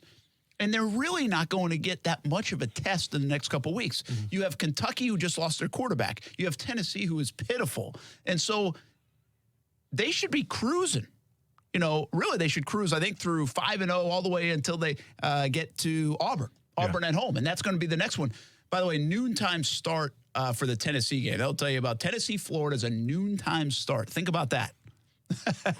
I mean, Tennessee, we'll talk about them in a moment. But not much to so talk anyway, about. I don't really know. I don't really have a lot to say about Florida because, again, you're playing UT Martin. You did what you were supposed to do. Felipe Franks gets a little confidence. Good job, Dan Mullen. We'll keep an eye on the Tony injury especially, and we'll see what they do against Kentucky. SEC play begins. They got to take care of business against Kentucky and Tennessee. They can't trip up against one of those teams, leading into the middle part of their schedule. And we'll see if they do it. And it should look businesslike because they are a lot better than those teams, especially given the Kentucky QB situation. I'm sorry about that. Yeah, I was reading something else. My bad. I'm sorry. And were you still listening to Kuz's music? No, not at all. Sorry about that. On the other side of things, you go to Tallahassee, and what a mess. I mean, Florida State should have lost. I don't know about should have lost. It felt like they lost. Everybody's gone through this now. Miami's gone through it. Miami might still be going through it. Florida's gone through this a few years ago. I mean, the Georgia Southern kind of lost. Everybody goes through it, and Florida State's going through it. And they have to stick with it. They've got no choice. There's too much dollars at stake. They're not getting rid of Willie Taggart. Taggart's not the coach. He's not going to be good. He isn't. It's just not going to happen. You have to be able to. They scored 45 points. Maybe Kendall Briles is pretty good at this thing. But they had a 21-point lead. They had a big lead against Boise State. There's something amiss. We've all known it. We've all talked about it. It's beating a dead horse. And they're probably going to get, as you would say, mollywopped at Virginia. Virginia's a pretty good football team, and they're going to get outcoached, and they might even get outclassed this week. So what did we talk about, Brent, when we talked about on Friday with the Florida State Seminoles? They had to come out. They just got beat by Boise State in their home. Basically Boise State came in, they drank all their drinks, and they left, and they got beat. Or they beat Florida State. And I talked about how they had to come out and make a statement. It's all about how you respond. Beating Louisiana Monroe by 1 point, Brent, is not much of a response. Not so ever. Now, if you want to take, if you want to pump some sunshines and rainbows, their offense looks good. And last year that was kind of the big question mark. Thank you very much, Coos. Last year the question mark was kind of their offense. It was stalling out. It wasn't what people envisioned Willie Taggart's offense to look like. I think now, you have the offense concerned, and you're not going to fire Willie Taggart after beating Louisiana Monroe by 1. Just not going to do it. But you have to take a serious look at their defense right now. allowing 44 points to Louisiana Monroe, allowing Louisiana Monroe to literally just run the ball down your throat at home cannot be done. And the reason why I love defense so much, because offense, man, it's all about calculations. It's all about analytics. It's all about, being very sharp. And to be fair, I was never much of a math guy. I was never much of a guy that wants to be all calculated. I was more of an emotion guy. I was more of a, react and respond. And that's the great thing about defense, Brent, is that it allows you to play with emotion. It allows you to react and respond. And it allows you not to think so much. You just go out there and play. So when I look at the Seminoles defense right now, allowing 44 points to a team, and I'll be honest again, you told me on Friday, I don't know where Louisiana Monroe is again. Sorry, I forgot when you told me.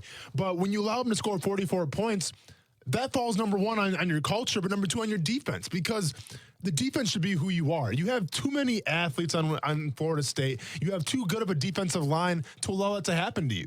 So I think there needs to be a change at the defensive coordinator position, because that right there, 44 points, rushing the ball down your throat, is unacceptable if you're a Florida State Seminole fan. I think it's music to the ears of Florida State fans because, well, first of all, when everybody's team does bad, they all want to fire coaches and they want to make changes in the coaches. Yeah. That's what they want to do. That's what everybody wants to do.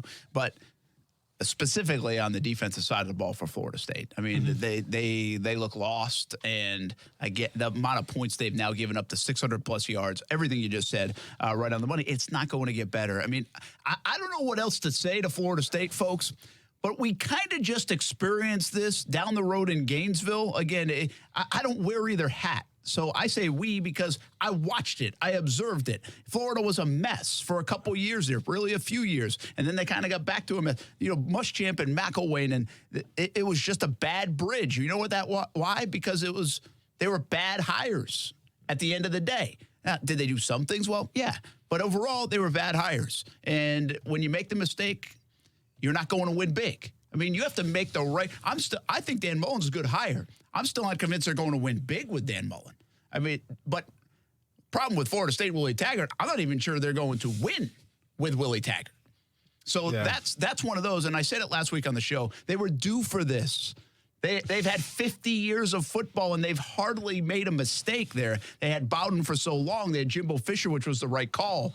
And they're messing up this one. I mean, unless there's some crazy turn of events, they've messed this one up, and Willie Taggart's not the guy. But I guarantee you, Florida State, you are sitting through this thing for another year or two. Nothing's changing this year, and I think he's coming back for next year, too, and you're going to have to sit through it probably for year 3, and then you better hope they make the right call. Listen, Brent, I understand that universities and schools, they have their ups and downs. Even the most elite programs in college football, sometimes when the coach leaves, you have your ups and downs, and you're saying that Florida State Seminole, they deserve this right now. I can see that narrative, but at the same time, Brent, I look at the athletes that they have in that field. I mean, when you're talking the state of Florida, Brent, you're talking some of the best athletes in the world. And the fact that you can't put out a team that can blow out a very beatable Louisiana Monroe team that can't beat Boise State.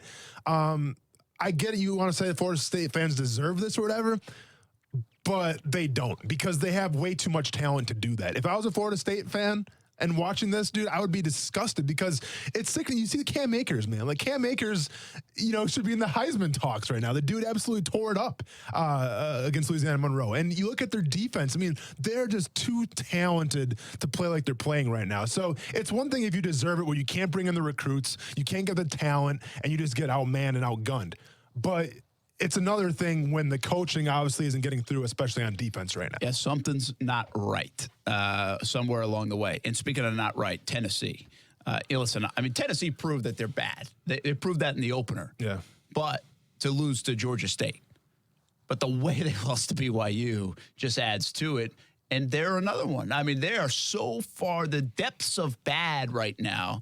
I put the question out there. I said, who would win, Florida State or Tennessee? Oh, Tennessee, Georgia State. I mean, that's all you got to say, Georgia State, man, because at the end of the day, Boise State, you saw them play Marshall, I think Boise State's definitely a better team than Georgia State, obviously. Anytime Georgia State comes to anybody's house and beats them, you should take super offense to that. So, yeah, Tennessee is in the bottom of the bottom barrel right now. A couple other things in college football. What do you got? Michigan.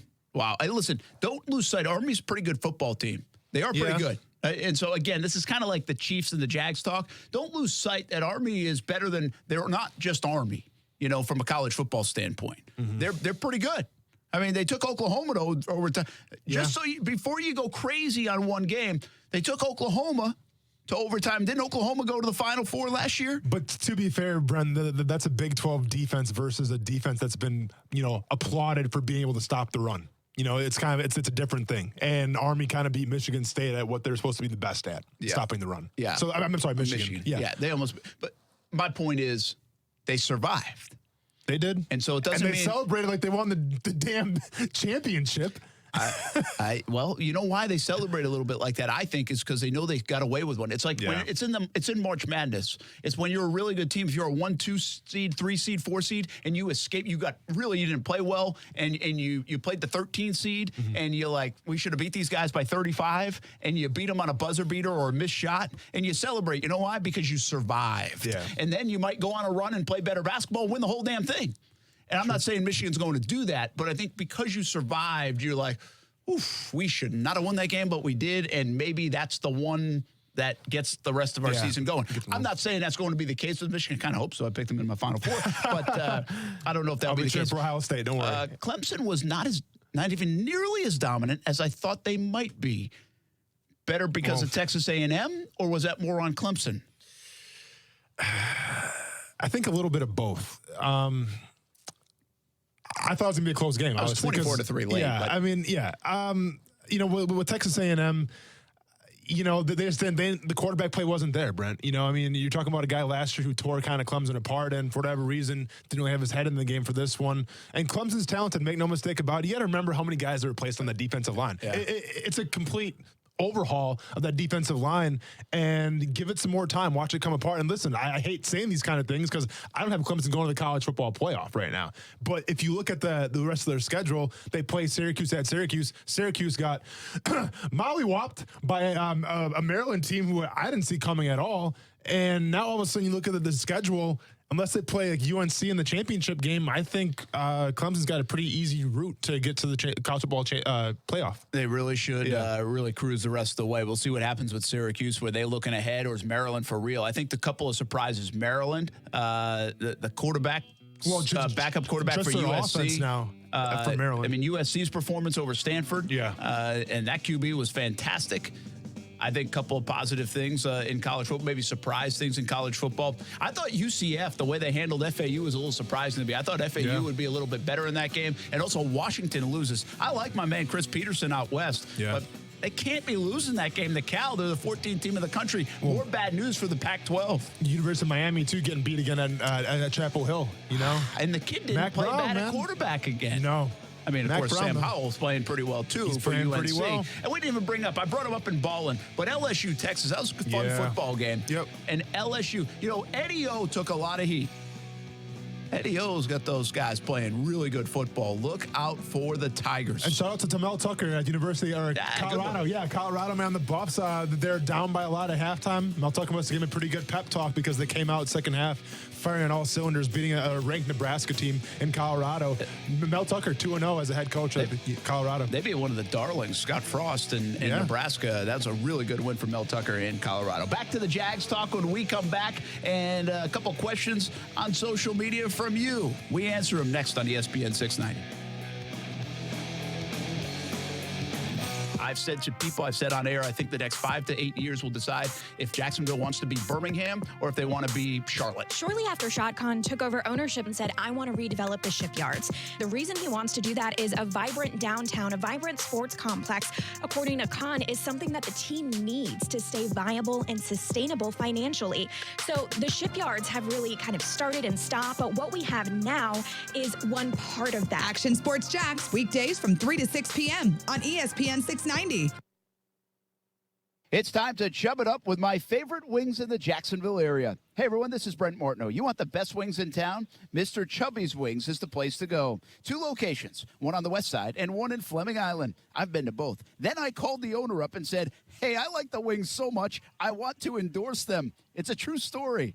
And here we are. Bring the family on Mondays to the Fleming Island location for 50-cent wings. Tuesdays at the West Side location, it's all-you-can-eat wings. Try the Maple Cajun or the Johnny-style wings. Chub it up at Mr. Chubby's Wings. A computer can change the life of a child. As you replace your company's computers, consider donating your end-of-life machines to the STEM2 Hub. We work with local partners to complete data destruction and updates needed to get the computers into the hands of local students who don't have the access to these critical technologies. Help us close the digital divide. For more information, visit STEM2hub.org. That's STEM, the number 2, HUB.org. Donate to STEM2 Hub and help prepare local students for the jobs of the future. We're local, you're local, shop local. This holiday season, shop local retailers right here in the 904. When you shop local retailers, you're making an investment in our own community. When you shop locally owned businesses, most of the money you spend with them stays right here in our community. Locally owned and operated businesses give our community character by offering unique options for shopping and dining. They are a big part of what makes living in the 904 so great. Shop the 904. Is today the day it'll finally stop raining? We sure hope so, but it's been a very wet summer so far. This is Mike with Big Fish Roofing. Don't forget, your roof is the first line of defense against the elements. Here at Big Fish Roofing, as an Owens Corning Platinum Preferred Contractor, we are locally owned and we drive our business with quality and integrity. We do not require any down payments until your roof project is complete. You can find us at bigfishroofing.com or facebook.com/bigfishroofing. We are the roofers you can trust. We are Big Fish Roofing. Pop quiz. If you sell a home for $500,000, how much would a traditional real estate agent charge in commission? If you guessed $25,000 to $30,000, you're right. But if you think that's the only way, you're wrong. This is why thousands of homeowners are making the switch to Rex. With Rex, you get a dedicated agent and a full-service experience at a fraction of the cost. Rex uses game-changing technology to cut out the middleman and save homeowners tens of thousands of dollars in fees. See if you qualify by calling 833-REX-HOME. That's 833-REX-HOME. Remember, this is your home. Why give an insane amount of equity away to an agent? Rex offers the lowest fee in the industry without skimping on service.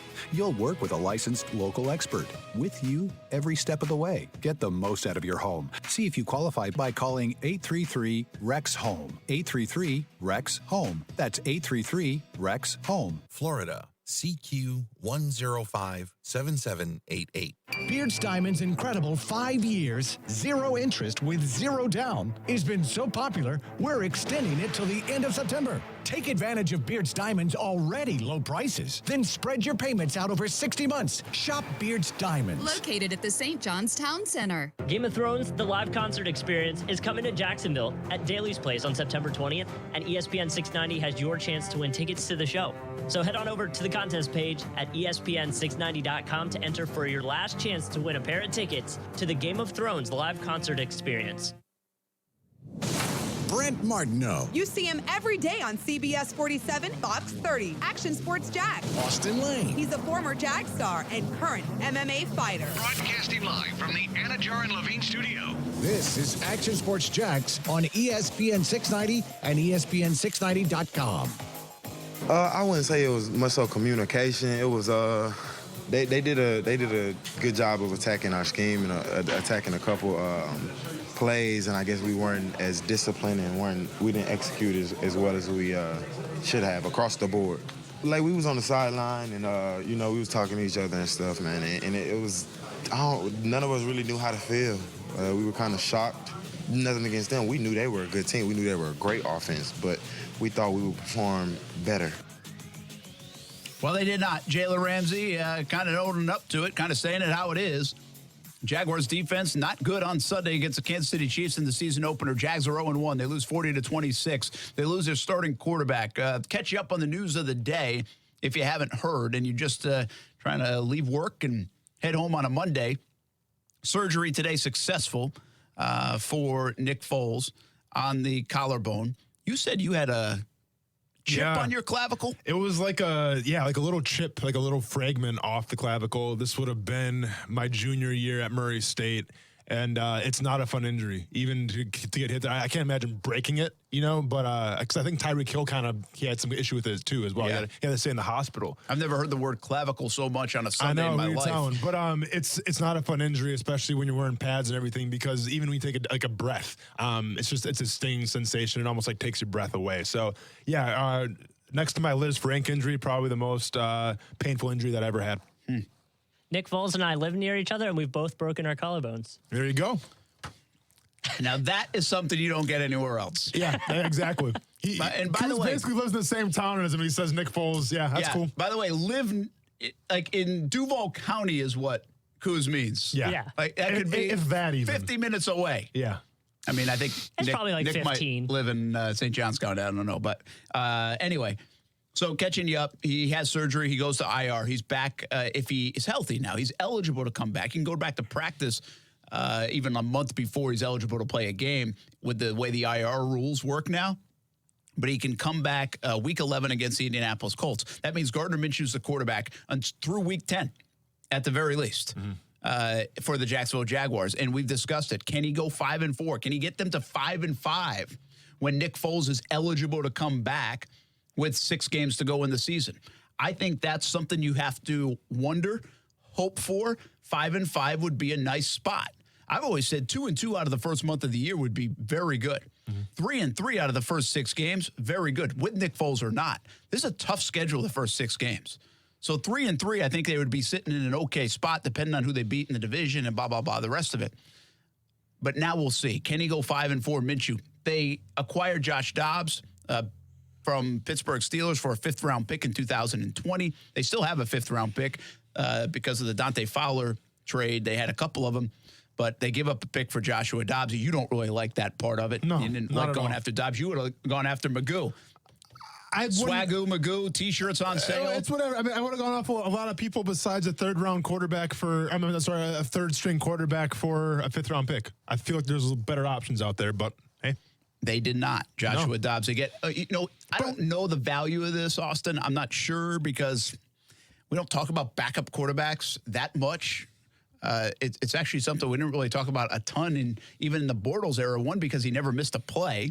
And 2, they never really brought anybody in you thought was threatening for Bortles' starting job necessarily. So we didn't talk about it that much.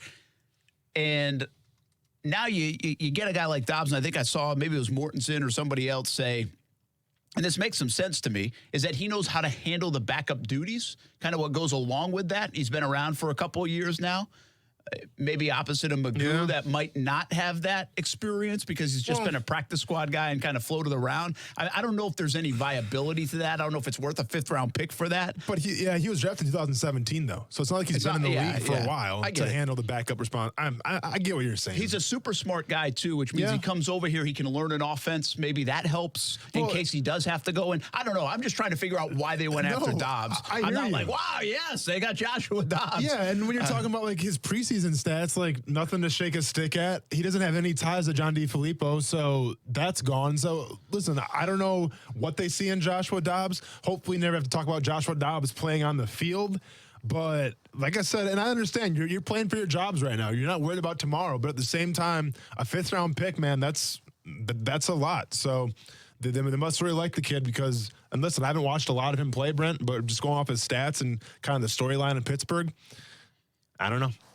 Well, the other thing we started this with the defense and Miles Jack. We talked about that a little bit, the Miles Jack situation. Hopefully it's a one-off. It was a lose your cool for 5 minutes. It was embarrassing. It was a bad look. It's another captain getting tossed out of a game, back-to-back years now for the Jaguars. It was insult to injury. By definition, probably, for the Jacksonville Jaguars on Sunday. I mean, the injury to Foles and the insult of the way the defense played and the way Miles Jack acted, hopefully that's a one-off thing and doesn't happen again. The good news there, it doesn't look like he's going to be suspended by the NFL any further, so he'll be back because they need him at linebacker. They need him to play well. They need a lot of guys to play well. I think we have some questions on the social media channels, and one might even have to do with the safety position. I mean, can they do anything else? Is it that bad? Should we be alarmed by the play of Ronnie Harrison and Jared Wilson? Yeah, I mean, if you're spending 5th-round picks on 3rd-string quarterbacks, let's go all out, man. Let's go all in, for this team. As far as the market's concerned, I think there's a lot of safeties out there right now. 2 guys that stick out to me. Number 1, TJ Ward, who's actually worked out in the Jaguars. He had a workout with them, I think, in August. And this is a guy who... Maurice Jones-Drew's cousin, by the way. I had no idea, really. Yeah, that's what I'm here for, man. That's a nice fun fact. This is a guy, he made back-to-back Pro Bowls with the Cleveland Browns and Denver Broncos. he's kind of up there in age. I don't think he played at all last year, kind of on the back nine of his career. And that's the thing. You're not going to get like a bona fide Pro Bowl safety to come in right now, especially week one. So that's an option. A guy with experience. I think he's got a veteran presence. So, that could be the possibility. Another guy, and obviously it's going to cost you a little bit, but Eric Berry. Eric Berry would have been a guy yesterday where I would like to put him on Travis Kelce and just say, go man him up one-on-one, have fun. Because if you remember, Eric Berry was the guy that kind of showed you how to beat Gronk when the Chiefs played the Patriots. I think it was 2 or 3 years ago. What Bob Sutton did basically was he threw out his old defensive scheme and said, Eric Berry's taking Gronkowski one-on-one, and he held Gronk, I think, 2 catches for like 30-something yards. So Eric Berry's the guy, too, that can play both free safety and strong safety. And obviously, having been a teammate of his, I'm a little bit biased, but you want to talk about a veteran leader and a guy that brings the right mentality to a locker room. Eric Berry has that in spades. So how much that's is he another lost, guy. But though? no, I mean, and this is a guy that's had a lot of things happen in his life, whether it was the cancer, coming back for some injuries as well, on the back nine of his career at all as well. Who knows if he's been working out at all, if he's kind of just, in the twilight of his career. So I don't know. I don't know what kind of shape he's in. And once again, that price tag is probably going to cost you a lot. Doug Marrone, he had a different approach to this month of August. It's fair to now ask, did it backfire? Did yesterday's performance have anything to do with 2 different circumstances? 1, missing a day of practice in the hurricane, the distraction of that.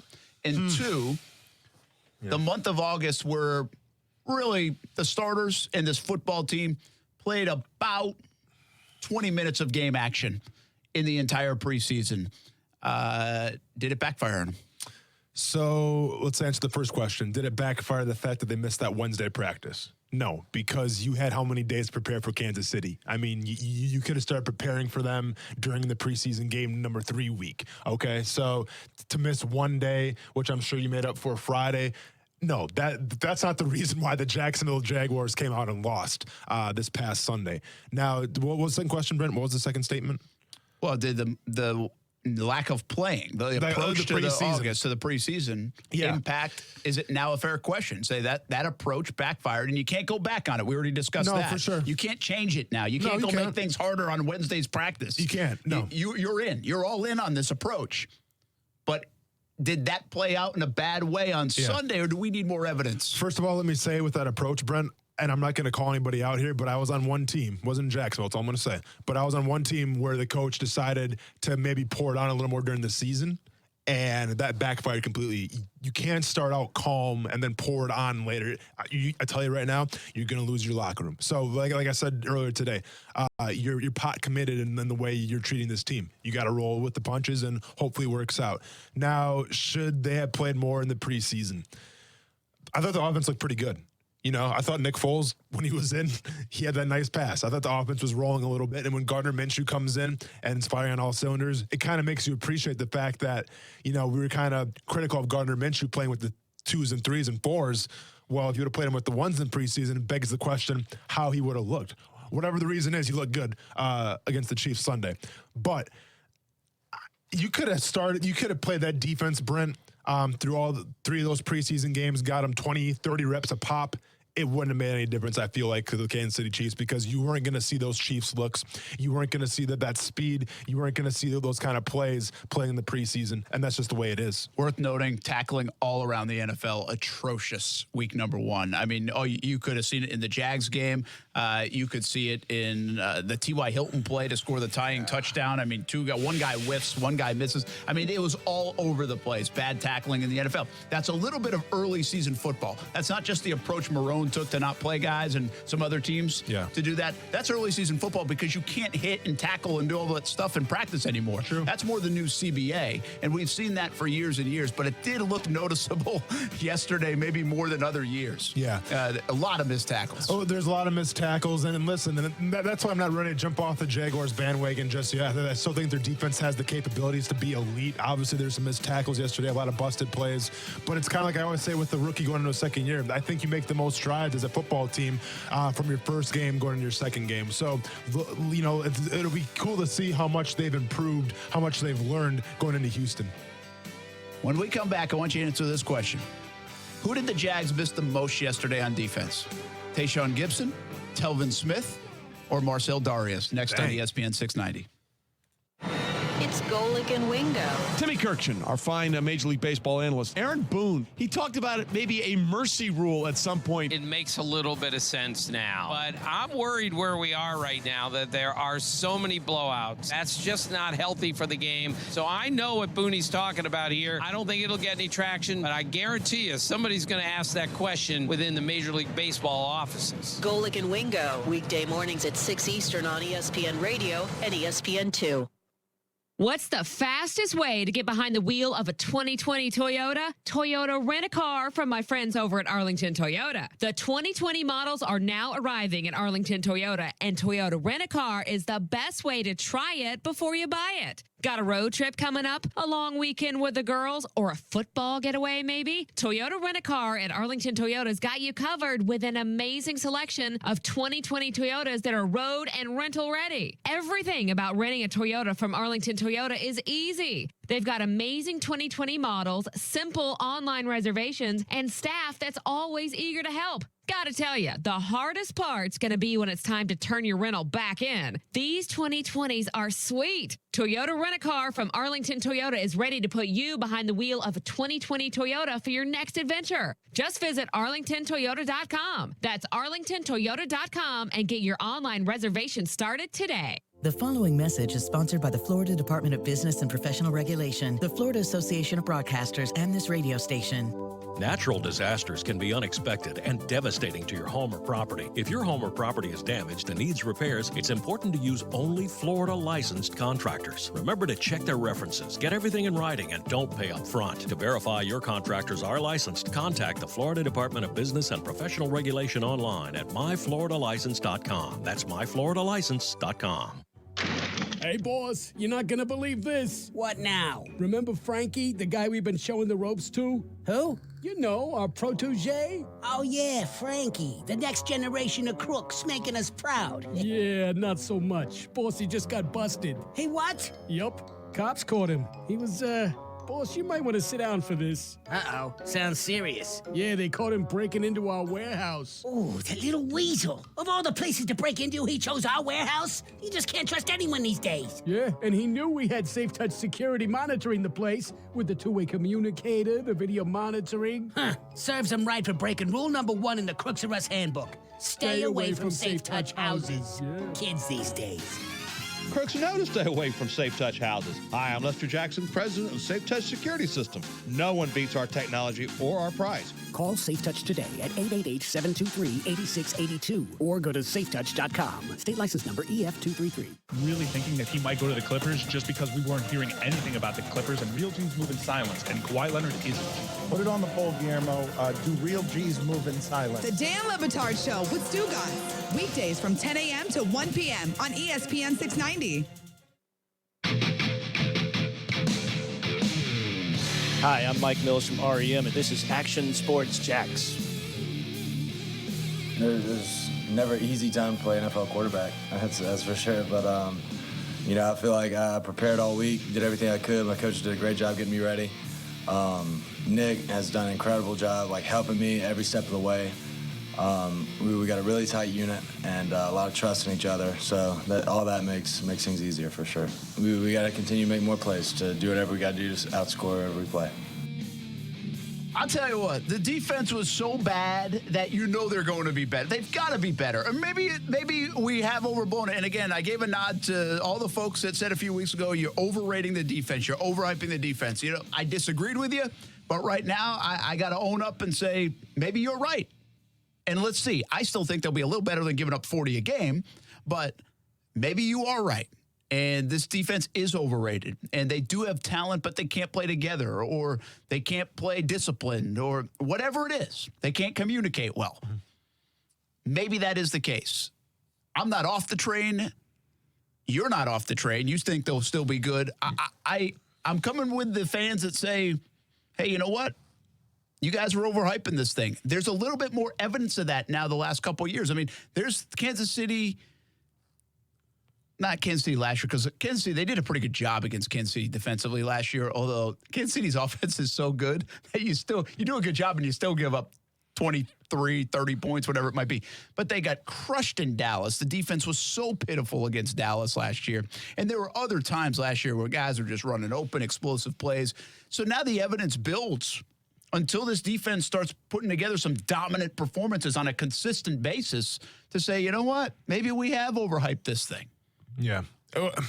And listen, the reason why I'm still optimistic and why I think fans should be optimistic is because you let a team and the Kansas City Chiefs come in and you weren't allowed to showcase your defensive line, probably your biggest talent that you have, because Mahomes was getting the ball out so fast. I'm not trying to point the finger and say it was all the secondary's part, because the defense works, it coincides with each other. But it was really out of the defensive line's control, Brent. I mean, yeah, there might have been a player here or there where they ran the ball and maybe Ngakoue did a better job stopping the run. I think there was one play on a long run in the first quarter where he played the pass more than he played the run. Okay, cool, clean that up, it's fine. But from that perspective, I didn't see a lot of opportunities for the defensive line to shine. I just didn't. Yeah. And then that falls in the secondary. Well, and so what I wanted to say is, who knows what happens with the defense? I think they'll be better. But now the intrigue in this game is, can Gardner Minshew do that again? Can this offense be pretty productive and good? And then you just hope the defense is good, because the defense isn't supposed to be a problem. The offense is now the problem. It was already a question mark, even with Nick Foles, but now you lose your quarterback. If Minshew's going to go out there and help pick up 400 yards a game and put you on the board for 24 points, 27 points in a game, oh, baby, you better not lose that to Houston and Tennessee and Carolina. You can't lose those games, not with the way this defense is supposed to be designed. So that now, to me, becomes the intrigue. One, can Minshew do that? And two, if he does do that, does the defense live up to it? For the Jacksonville Jaguars, we'll find out. And I think it's more about on the defense, because, I mean, that's what I'm talking about, man. That's what I played on. I think it's more about just finding your identity right now, Brent, and it's having that confidence. I saw on Sunday, Brent, I saw a defense that didn't want to give up the big play, but didn't play confident in doing that. I saw a lot of confusion. I saw a lot of guys out of place, but you could tell the plan was on defense. They didn't want to give up the big play. Yeah. They wanted the Chiefs to kind of chip and jive and then get them in third and long and let that defensive line work. And that's long been a principle of this. It's you can't go 80 yards on our defense, right? It's a principle of a lot of great defense, and that should be the principle. But at the same time, I get playing cautious, not want to give up the big play, but you still have to be who you are. You still have to be confident in your abilities to get on the line, to man up that a receiver, or jam him up a little bit and get in his face. All right. You can't play so far off. We got to go in a couple minutes. Yeah, we do. I asked the question. Who did the Jags miss on defense the most yesterday? Marcel Darius, Telvin Smith, Tayshaun Gibson. Who would you pick? Some person said Telvin and Gibson. You only get one answer. So I'm not going Darius because, like I said, the defense wasn't really showcased a lot because Mahomes was getting the ball out really fast, didn't run the ball a lot. I think from Telvin Smith's perspective, you take into account a guy that brings a lot of fire, a lot of tenacity.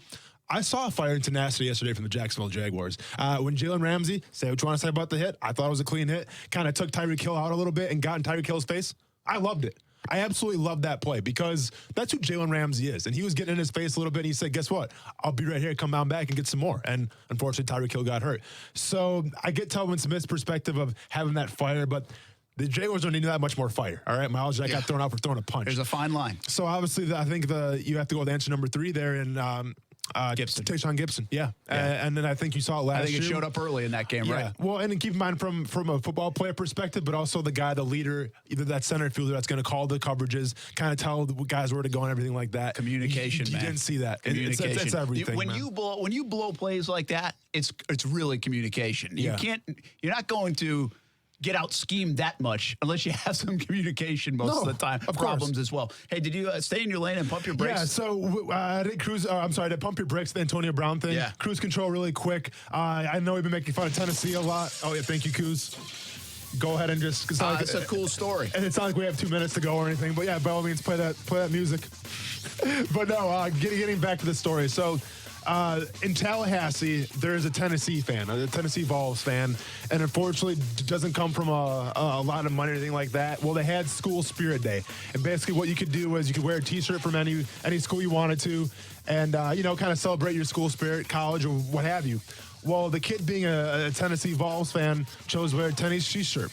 Problem was that his family didn't have a lot of money in order to get him a shirt, so he made his own shirt. In making his own shirt, he got made fun of a lot. Kids can be pretty cruel at that because he's a young kid. Tennessee got a hold of this whole thing and ended up I guess, licensing this kid's shirt and making them for the pro shop and they're now. going like hotcakes. They're going like hotcakes right now. You can check out the rest of that story on ESPN 690's Facebook page as well. Hey, come on over to Top Golf tonight in an hour on CBS 47, or just join us. You buy an hour of bay time at Top Golf, you get one free if you say you're coming to watch a show. Chris Conley joins us on Jags Report Live. We'll see you on CBS 47 in a bit. Our partners at BSN Sports, the largest provider of team sports equipment and apparel in the country, would like to thank all of the coaches out there who truly are the heart of the game. While BSN Sports is the best at equipping athletes with a one-stop shop for everything needed to run an athletic program, coaches are the best at equipping lives. And that's the real final score. Learn more about how BSN Sports can save you time off the field so you can impact more lives on it by calling your local BSN Sports sales professional or by visiting bsnsports.com today. Peace of mind. It's one of the most important things we can have, and sometimes the most elusive. I'm Glenn Levine from the law offices of Anna John Levine. Car accidents can turn your life upside down. Your car is damaged, you're in pain, injuries can even create problems